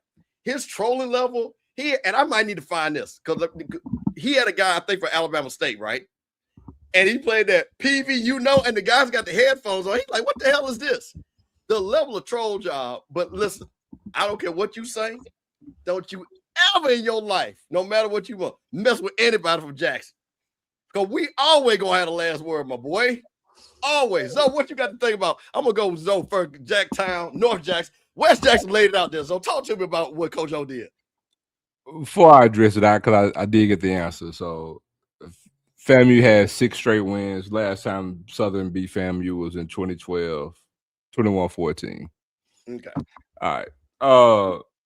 Nah, man. I mean, it was a perfect retort, and the best that you can say is PV is in the building. You in the building winning on national championship. So I mean, and the great thing about it is, you with the attendance champ. That's the best you can come up with. I'm just saying, man. Oh, he thought he was cooking with that too, boy. He thought he was cooking with that. Here's the thing. This would be killing me if I said. Even when he said that, he was like, "Oh, I'm finna get him with this one. I'm finna get him with this one." Hey, guess what? And in true spade fashion, big joking, my boy. Big no, joke, man. So Blue, but man, you've been around the SWAC now. What you think about Coach O pulling out that big joker? No, I knew Coach O always has something. Like if you ever get to talk to O, whether it's on or off camera, none of that should have surprised you. O is gonna have a response regardless, man. But always. Oh man, no. Listen, listen. I'll agree. Said no. Listen, Said did a great job, and if Said is watching, I said that in the chat. And I'm messing with him by the dress, but he could have dressed better. I mean, come on, y'all got big money down in Prairie View. You could have had a little Prairie View polo or something like that. I mean, you see my boy Kelvin. Kelvin had a jacket on with the ONG. You see, that's why we do it, FAMU. Had to get that shot to my boy Kelvin. And Brian, not a stud. I do want to correct something that he said though that I tend to think he has wrong. That is, he said, when you got knocked out, I would call that more of a decision. That wasn't a knockout. You won by 2 points. That wasn't a knockout. That was a decision. That was a decision. I agree. Kelvin, what do you think about that? You know, FAMU loves petty. That was FAMU level petty right there. Man, I love it, man. First of all, I love that he had the lining in the jacket with the championship on it. And I guarantee you part of the reason he had it in there because he knew he would have to pull it out at some point and bump somebody over the head with it. But man, that's what I love about HBCUs, man. We have a lot of fun. We talk a lot of smack. And but it's in good spirits, and everybody just have fun with it, man. So I love that kind of interaction. I will say this though, that even though that was very, very short, for all you guys who just so happen to come and get acclimated to the SWAC in the year 2000 up until now, this is kind of an old thing when we used to do the coaches caravan. And so a thing that used to happen before we had media day, because we didn't always have media day, all the coaches in the conference would actually go on a caravan and they would go to different cities within the SWAC footprint and hold press conferences. And what you just saw then was what you saw every week on the Coaches Caravan. Except it was a lot more banter and some banter with some of the coaches talking noise to each other. And so that was the thing. I kind of wish they would bring some of that back now, because if you think Eddie Robinson saying prime ain't SWAC, that's nothing compared to what it was like when they had that Coaches Caravan. So it built up the rivalries, it built more animosity, but it also built camaraderie as well. So it was it had a little feeling like that. Yeah, man. I thought that, but again, that's, you know what? Shout out to the podcast that went down there. And like I said, and I give Sacred the interview that said there with the opposite team. Well, really informative. You know, he got his Prairie View jokes in, which and I'll give say they weren't, again, man. Unfortunately, we got some people that don't know how to tell a joke, and they really trying to be really just disrespectful. Say's jokes were pretty funny. You know what I'm saying? And, you know, he like I say, he had it ready. He had the little joker with his attendance champ record. You know, he thought he was hidden. Till Coach O said, well, you know, I'm sitting behind you, my boy, and let me go ahead and end it. So, man, with that being said, I really like what happened. I like Coach O coming on there, you know what I'm saying? Because some coaches didn't want to talk to the podcast. I ain't going to say their name. We know who they are. Didn't want to talk. And my thing is, you're at the SWAC Media Day. Tell me you're in that big of a rush, and all you're going to do is the main stage, whatever that other little stage is, and then do the Zoom. Everybody didn't even do the Zoom. The podcasters are there. They're with your fans. Even like I said, if it's an opposite school, they want to talk to you because I think everybody comes down. We all have respect for all the schools and the honest people. Now, some people that all they want to do is have a podcast and just talk trash about. That's them. But the average person, ONG, if you come on ONG Strike Zone and watch, you watch Blue, you come over here and Sippin' on Sundays. All we're gonna do is talk about, hey, congratulations. Let's talk about it. And I think these coaches really need to understand that at SWAC Media Day, you got to carve out. It's not even that long. You know what I mean? Ask a few questions, get on out there. And like I say, shout out to Coach O going. And there's several other people that talked to, I'm saying. But now, let's get to I want to highlight something too, because I don't want that just to for you guys to lose this. Otis just actually proved something to all of y'all that I think all of you that can hear my voice need to understand. Otis just proved something to all of y'all. These coaches be watching. Oh, yeah. Oh. So I want you to understand. These coaches be watching. Not only are they watching, they're involved in other places that you think they ain't. Give you a little SWAC history. Back on the good old SWAC Page Network, you had Pete Richardson. Had a burner account before it was called burner accounts. We found out who it was. We gave him a little nickname. We called him Internet Pete. And Pete Richardson was on the SWAC page with his famous quote, because he took exception to everybody clowning Southern. On that weekend, you know what Pete said on his burner account, SWAC page? Oh, somebody gonna get embarrassed. And Southern got their tail whooped that week too. Southern got their tail whooped that week too with Pete Richardson. Yes, sir, man. On the SWAC page. This is man, this had to be like about what 2000, 2001, somewhere around there, man. Yeah. Pete Richardson had a burner account. Well, it wasn't called that then. Somebody will get embarrassed. It was Southern. But my point is that, man, look, they watching. They got other people watching for them. They there. Yeah. So please believe. I don't care if you got 50 people watching your show. One of that 50 is going to be one of these damn coaches. Just please believe. No, more than one of them, most likely. Yep. Yeah. They always. And listen, that's why they watch. All four of us. Hey, listen. All four of us has probably got, because I know it. I know I have, and I know Zoe has for sure, and I'm sure Kelvin and Mr. Campbell have too, because y'all run a team show.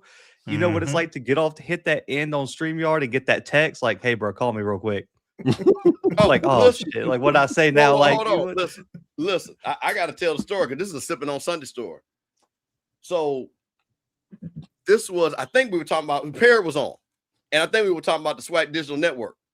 I know for a fact the commissioner was watching, because out of nowhere, my man Mo came on with all types of facts, letting us know. And Mo ain't never came on, and me and Mo, I mean, I know Mo, but not number-wise. I said, wait a minute. In the chat, Mo wants to come on. I said, what Mo want to come on for? Boy, let me tell you something. McClellan sent Mo them talking points real quick, boy. Real quick to let it. And Mo did a great job. You know, he explained a lot of things. Shout out to Mo. Shout out to Commissioner McClellan. We know you watching on Sippin' on Sundays. Off Script Network, Rocky Miller Channel. So yeah, they watch, and like I talk to the coaches and stuff. And my thing is, it's okay. It's okay to watch. But what is funny, and let's be clear, and you know this in the SEC. This is not just a SWAC thing. Coaches watch everything, especially, and listen, before it was the internet, it was a radio talk show. You have wives of coaches calling in. How dare you talking about my husband like that? He's working really hard, blah, blah, blah. So, man, this is what they do. This is what they do. So it ain't no thing. So shout out to Sid, shout out to PV versus everybody. You know, shout out to them for building up that brand for the fact that people even care. Because a couple of years ago, nobody even cared. You know what I mean? So they got people caring. So I'm happy. Yeah, I don't know. The shade. Oh man, you know I got. I got to give it to him. Shout out to G Boom. Shout out to PV12. I can already hear the Brass Monkey song coming on said show, and this you big already picture know of Mr. Campbell talking about, we didn't have the brand. Oh, bro, listen, I'm a 2-time winner. Zoe don't want it. Me and Zoe, listen, I'm trying to go for the Triple Crown. So if it's my third, you know what I mean? I'm good with it. So it ain't no problem. Give me the Brass Monkey. Like I said, I found out how old Sid was. He's a little bit younger than me, so he knew about the song. I was all right with that. I thought Sid was a little bit younger, but that's okay though. But Sid, listen, next time, man, you got big money, bro. Don't be wearing that little PB t-shirt, man. Get one of them nice t-shirts from Lionel. You know what I'm saying? Atlanta t-shirts or something. Hey, if they win the Celebration Bowl, if Sed is as funny as he should be, if they win the Celebration Bowl, he better have a custom suit the next year and show Coach O that suit. Listen. And listen, the PG versus Everyone Network better buy it for him. Listen, Lionel, y'all better fork out the money for that custom suit if y'all win it all next year. Oh man, listen, Sid got come over there deep, boy, coming on with some gators on. You know what I'm saying? That purple. What are they? Purple. What's they call it? They purple and white. Purple and white, I think. Come on, hey man. So you gotta come on. Hey, listen. Purple and gold. Yeah, I thought it was gold. Is it purple and gold? They're purple and gold. Okay. Ooh. Wait, now he could come with a nice purple. I said, listen, you from Chicago. I know it's a very stylish city. But if you don't know how to pull the purple suit off, call your boy, because I'm a stylish guy. I'll help you out. Because you can have the purple suit with the gold tie and have, the coordination. And you know what he should have? He should have T-Jack in there too. You know what I'm saying? He should have T-Jack in the, holding the trophy or whatever. Lionel need to be on the side. You know what I'm saying? PV12 need to be all on it. Have all that on their side and everything. And listen, I understand this. Listen, Lionel, you can't defend your boy on this. I know what his t-shirt said. And his t-shirt was not productive in that. Listen, come on, man. He got to do better than that. I'm sorry. I don't care what he say. He can call me up if you got a problem with it. Because do better.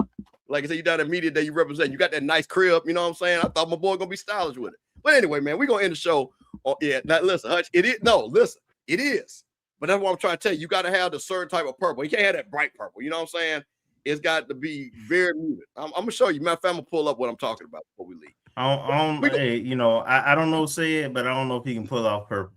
You don't think he can pull off purple? No, I don't think he can pull off purple. Hey, man, not a suit. Not a purple suit. Not a purple suit? Okay. Yeah. All right. Well, hey, man, come on. How about with the head in the gators?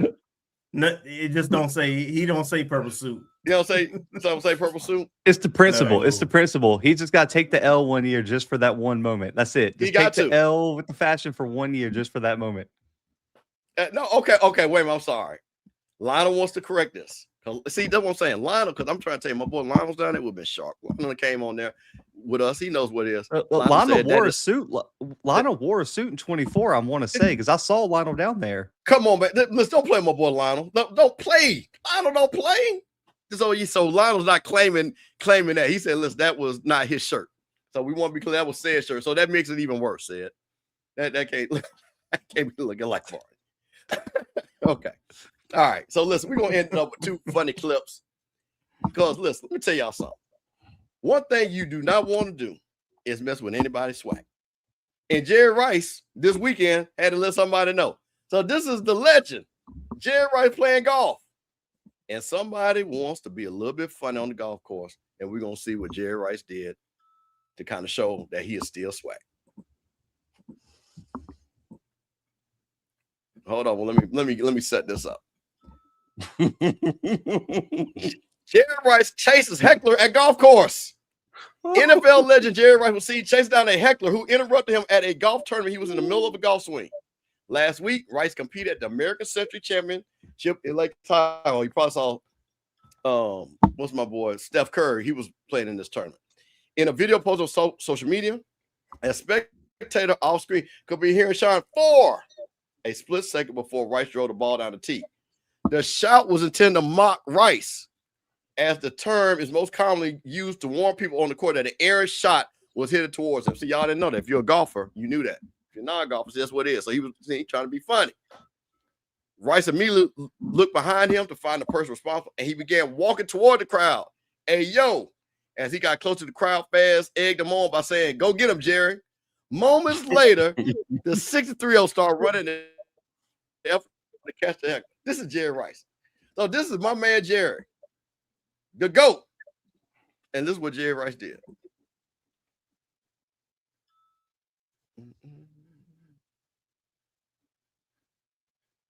Come on now.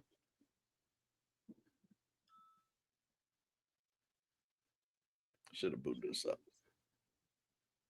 Hold on, let me reboot it.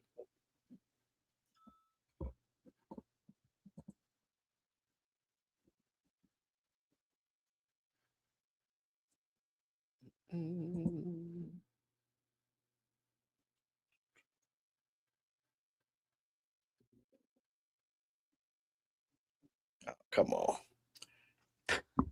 That man didn't want to act up. Hey, Lionel, Steve in Atlanta. Hey, here we go.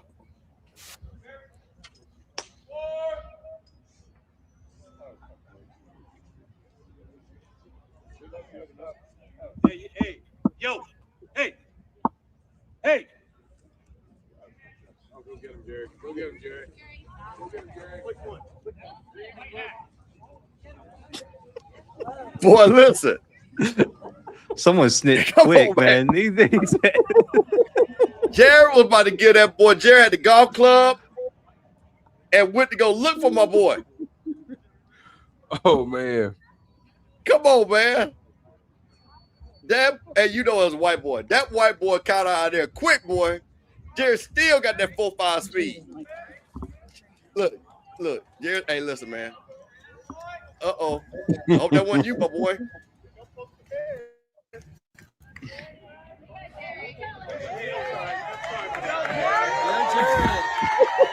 So, Blue, Jerry Rice traces down a heckler. Is that not the most Jerry Rice thing? If you know Jerry Rice and his competitiveness, that he always competes a la Michael Jordan style. Let me ask y'all a question. If it wasn't a bunch of other folks around, and he was playing that golf course over there, so what's that off of Woodrow Wilson? He was playing that golf course. What do you think Jerry would have did to that boy? Probably threw the club at him. Come on, man. What do you think my boy Jerry would have did to him? Kelvin, Jerry Rice, chasing somebody. Who you think gonna win that fight? Man, you know, them 6'3" former athletes got old man strength, man. When they hit your man, it's like a brick. Hey, but you know what? But you know what though, man? Like that dude knew he was wrong, even if it wasn't Jerry Rice. Come on, just on a regular golf course. Come on, bro. You gonna sit there and yell it out literally in the middle of somebody's swing? Like, come on. Yeah, it's not golf etiquette, and of course he took off. You know, the captain took off after he did it, right? So it lets you know he knew he was wrong for doing what he did. Yeah. He almost effed around and found out. Hey man, that's Southern quote for this year. Walk around. but the only thing about that quote for Southern though, it go both ways. Yeah. They can fuck around and found out too. Yeah.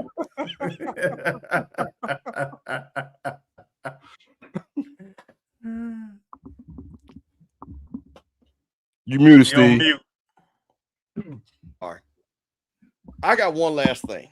And I say this and thank for everybody that's hung on for the end of the show because you're going to enjoy this part. Because we gotta break this down. Sippin On Sundays, Off Script Network, Rocky Mill Channel.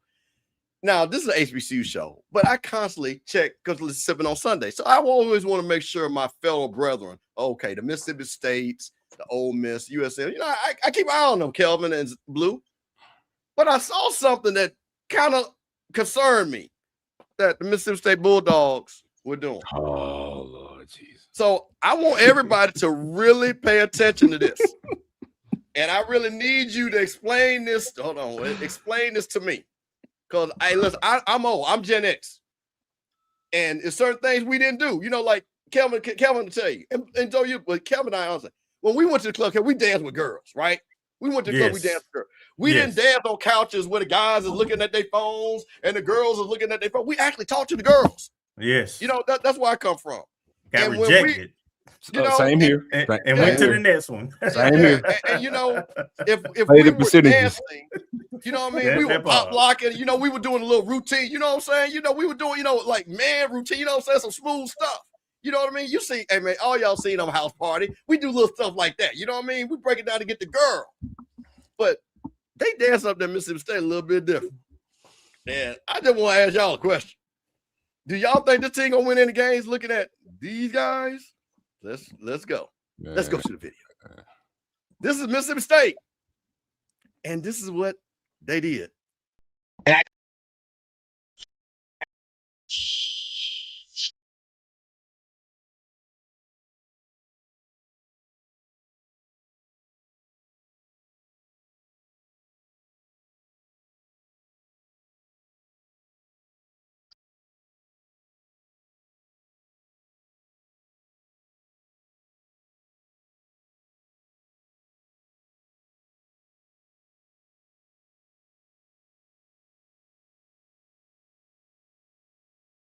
I used to go fishing when I was a little girl. You gotta be real quiet on the creek.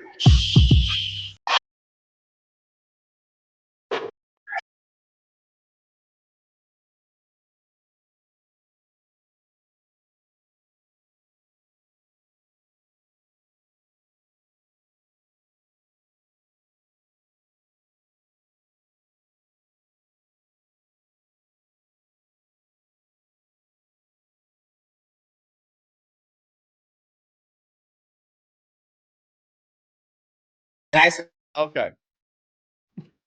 All I wanted was the next thing. Where are my scamming mans at? With that go y'all back. That's all I was waiting for the next verse. What are we doing here, man? Oh my God. What in the Mississippi State Bulldog Nation are we doing? As the two Mississippi people on the panel, y'all got to explain it to me and Kelvin. Man, I'm really about to say, like, this ain't got nothing to do with my school, but man, why this couldn't be in Arkansas or something? Like, it's like Kentucky or something. It's like, man, God, dog, bro. Like, not a good look, bro. If any of the boys actually play, I mean, if they actually start, can you imagine the guy across from on the other side? Now, seen that video? You know, he talking all kind of smack getting in his head. Man, I know I'm finna get past you, man. I saw that video, man. You saw, man. Look at the man boobs you had shaking up there. talking about you quiet in a creek. Yeah, I'm finna clown him, man. Yeah, nah, bro, not a good look. Okay, okay. First of all, he was shaking his man boobs. Let's start there. The other guy was flinging his hair. No, I don't even want to talk about it. Yeah. Like, I don't even want to talk about it. This is uncomfortable. Because listen, I'm gonna say this. I do not care whatever you are a part group. Because hey, listen, you live your life, but this ain't what this is. So this ain't what this is. These are guys that do what this age group does and dancing with themselves and thought this was, man, listen, you a football player, bro. This, and I'm like you, Kelvin. You know, I'm sorry. Oh, I'm talking. You now, mind you, like I said, I don't know because I know they switch things up, Blue. But I'm just gonna go to the old West. You play LSU, you gotta play Texas A&M. Bro, I don't even care about the game. I'm like Herm Edwards, man. Don't press send, dog. Like, bro, you don't put that out in the universe, bro. Because, like, look, the genie is out the bottle now, dog. Yeah. Like, I'm telling y'all, this is one of those things that's not going to disappear in 72 hours. No. You have to Every SEC game they lose is going I'm to be about to say posted under the final SEC score. fans are worse than SWAC fans. Trust me Way when I worse. tell you, when it comes to stuff like this, I'm like, bro, just don't press in, bro. It's too late now. Like, dog, all you're gonna hear about from August to December, I promise you, is a damn creek and how quiet it is. Bro, why in the hell these people couldn't be from Ohio or something, dog? Why this could happen at Ohio State, bro? I don't care nothing about Mississippi State, bro. It's just like, God damn. And my thing is, who is the rapping chick? See, matter of fact, I would have almost, I still wouldn't agree. I would have seen if you were doing Young Miami. You know what I'm saying? And no, I wouldn't have. But I'm just saying. But bro, you got like, again, maybe the young people know who this person is, because I don't know. But you come out there and you got 4 guys, and y'all all thought that this was a good idea. And now that and choreographed your dance to make sure the next guy didn't do the same dance. You know what? I'm gonna tell you what's gonna happen in the first game. I bet you somebody gonna be doing this shit in their pregame warm up when they play Mississippi State. Watch what I tell you. Got to do it. Yeah, you got to take advantage of it. Listen, let me tell you something. I tell you this though. Now here's what we do know. They lucky they don't play no HBCU. Because trust me, that band would have that thing rocking every time the team score. Every time. Come on, man. It's gonna be worse than this. I'm telling you. And you know what? Who gonna do it the worst? Old Piss. It's gonna lead to a fight when they play Old Piss. Watch what I tell you. And LSU gonna kill them. Bro, they're so lucky Lane Kiffin and Ole Miss, man. Lane Kiffin would have retweeted that video so fast and been talking mad. Oh my God. You know, Lane, listen, Lane Train would have tore that up. And I'm gonna tell you, but you know, Lane, because see, Lane, no matter his politics, Lane be hip on stuff. You know, Lane would have came up with the Ole Miss boy doing something hard. Bro, Lane's got a whole burner just for social media trends. He don't miss nothing on social media. Lane would have called Wayne would have called Lil Wayne up and say, hey, Lil Wayne, I need you to fly down here and do a little something hard for the boys. It ain't no question the Lane would have broke that down. Well, Man, don't think when Mississippi State and LSU play. Don't think he won't now, bro. They got to do it. So listen, I'm gonna say this to the young guys and stuff, man. You got to stop blurring the lines. Listen. What the girls do, and I listen. Yeah. This is a side note. So let me just get on a quick tangent, Kelvin. I had to tell my boys. Because, you know, it's the summertime, people go to the beach. So, you know that picture where people show the ocean and they show their feet and stuff like that? That's for women. That ain't for men. I don't want to see your toes, bro. That's for the women to show they got the fine legs and the pretty toes. So I saw too many men taking them pictures. So I'm here to help you out. Men, when you go to the beach, no other man wants to see your feet. You show you what you're drinking, you show your boys, but we don't want to see your legs and your feet. That's for the women. That's for the women to do their thirst trap. That's a thirst trap picture. So I'm telling you, for your young boys, I know you see the little girls doing that. That ain't for y'all, my boys. That ain't for y'all. Let the girls have the girl stuff. And you goddamn better not be playing. Listen, man, hey, don't they have what's the rap? I mean, what? Travis Scott, Future, Lil Baby. Don't they have a song like anything? We danced off of this, man. Come on, man. What are we doing? Yeah, listen, yeah, exactly. Not for the dudes. Not for the dudes. Yeah, and LSU by 50. Easy, man. Listen, hey, bro, I'm serious about this. And anybody that's my Facebook friend, they know I'm not playing about this. I do not, men, we don't want to see your feet. So I'm gonna tell y'all, stop doing this stuff. And again, I'm not using the term, stop doing feminine stuff. Do man stuff. I don't care what you do behind your closed door, that's your business. But when you out here on these social media streets and you play football, bro, man, listen, you know what? Look, hey, Kelvin, hold on. Wait. I got to do this. See, this is the difference between FAMU and Mississippi State. Because, see, we had a gangster rapper in our joint, and we don't even know about it. Talking about knocking out broads and stuff. And we won a national championship. Boston Richie, huh? Boston Richie. Yeah. That's the difference. See, on a national championship team, Blue, we go straight gangster. We don't. You're right. You gotta have. We do a whole music video, use all types of words that you ain't supposed to be using on the college campus, and we win a national championship. Because get what, like I said, we had number thugs and boys up there at FAMU, my boy. So Mississippi State, go look at FAMU Boston Richie video. If you gonna do that, and we had our shirts off, didn't we, Kelvin? Then the boy had them shirts off. Yeah. Them boy, but them chains on. Them boy look like they take your car, take your girl. Yeah. Come on, man. We different down at FAMU. So we ain't got no problem. We know how to do it. So my boy, go look at FAMU, and that's how you do a little video that you ain't supposed to be doing anyway. And then you have your coach saying, well, we're going to stop everybody, blah, blah. You know, Willie was like, bro, SEC Media Day start tomorrow. SEC Media Day starts tomorrow. And Levy's got to go up there, and someone's going to be bold and ask about it. Oh, man. Listen. Oh, somebody should. Hey, and we big different. Big different. We big different. So, man, listen, man, I just had to show that, man, just to end on a lighter note. And like I said, and listen to the young man, and just get back to y'all. Hey, man, you call me. And I'm a grown man. I'm going to tell you why I said what I said. So there ain't no difference here. I'm grown. So if y'all got a problem, my number is public. Because y'all shouldn't be doing that anyway, man. Tighten up. So anyway, with that being said, man, Kelvin, tell the people where they can find you at. You can find me on the O&G Strike Zone every Wednesday from 8 to about 10:30. Everything FAMU athletics. See, there you go. And see, guess what? Kelvin get to come over here. He can talk all he wants. He said all the stuff that he can't say over there on O&G Strike Zone. That's okay. That's what we do over here. No, I'm just joking. Kelvin get to talk over there. Blue, because Blue got something special coming out. Blue, tell them where they find. Tell them what you about to drop. Yeah, man. All-American team coming out this week. And me and Fred will be back on Saturdays. I think it's going to be like our off-season time. And, Blue Bloods on YouTube, all podcast streaming platforms, FCS Football Central, all that good stuff, man. Y'all know where to find me. There it is. And Zoe Phillips, you got something coming up. Yeah, man. What you got coming up? Yeah, man. Getting married, man. 2 weeks, August 1st. And we'll catch me every week, man. Me and Steve, y'all tune in this football season. It's gonna be one for the ages. And we was talking beforehand. Probably won't be sipping on Sunday on Sunday. Might be sipping on Sunday on Monday. Yeah, which is fine. Which is permanently, fine.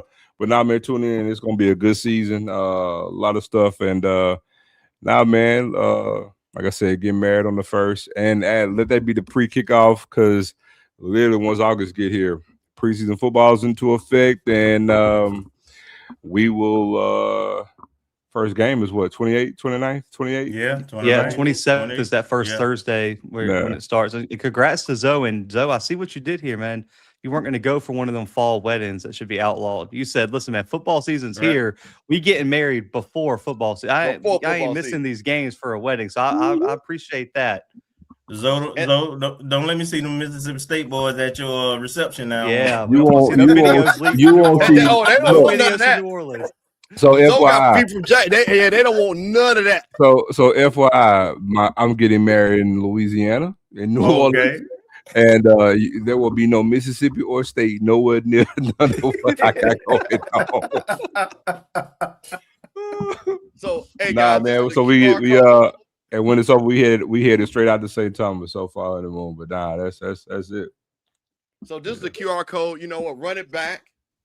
Scan it on your phone. Put your laptop up and scan it back. And man, listen, bless my boy, man. He right here working hard, doing this great content. Got a lovely wife who says she's gonna be Mrs. Phillips. Y'all heard her, Mrs. Phillips. We ain't doing no hyphenation around here.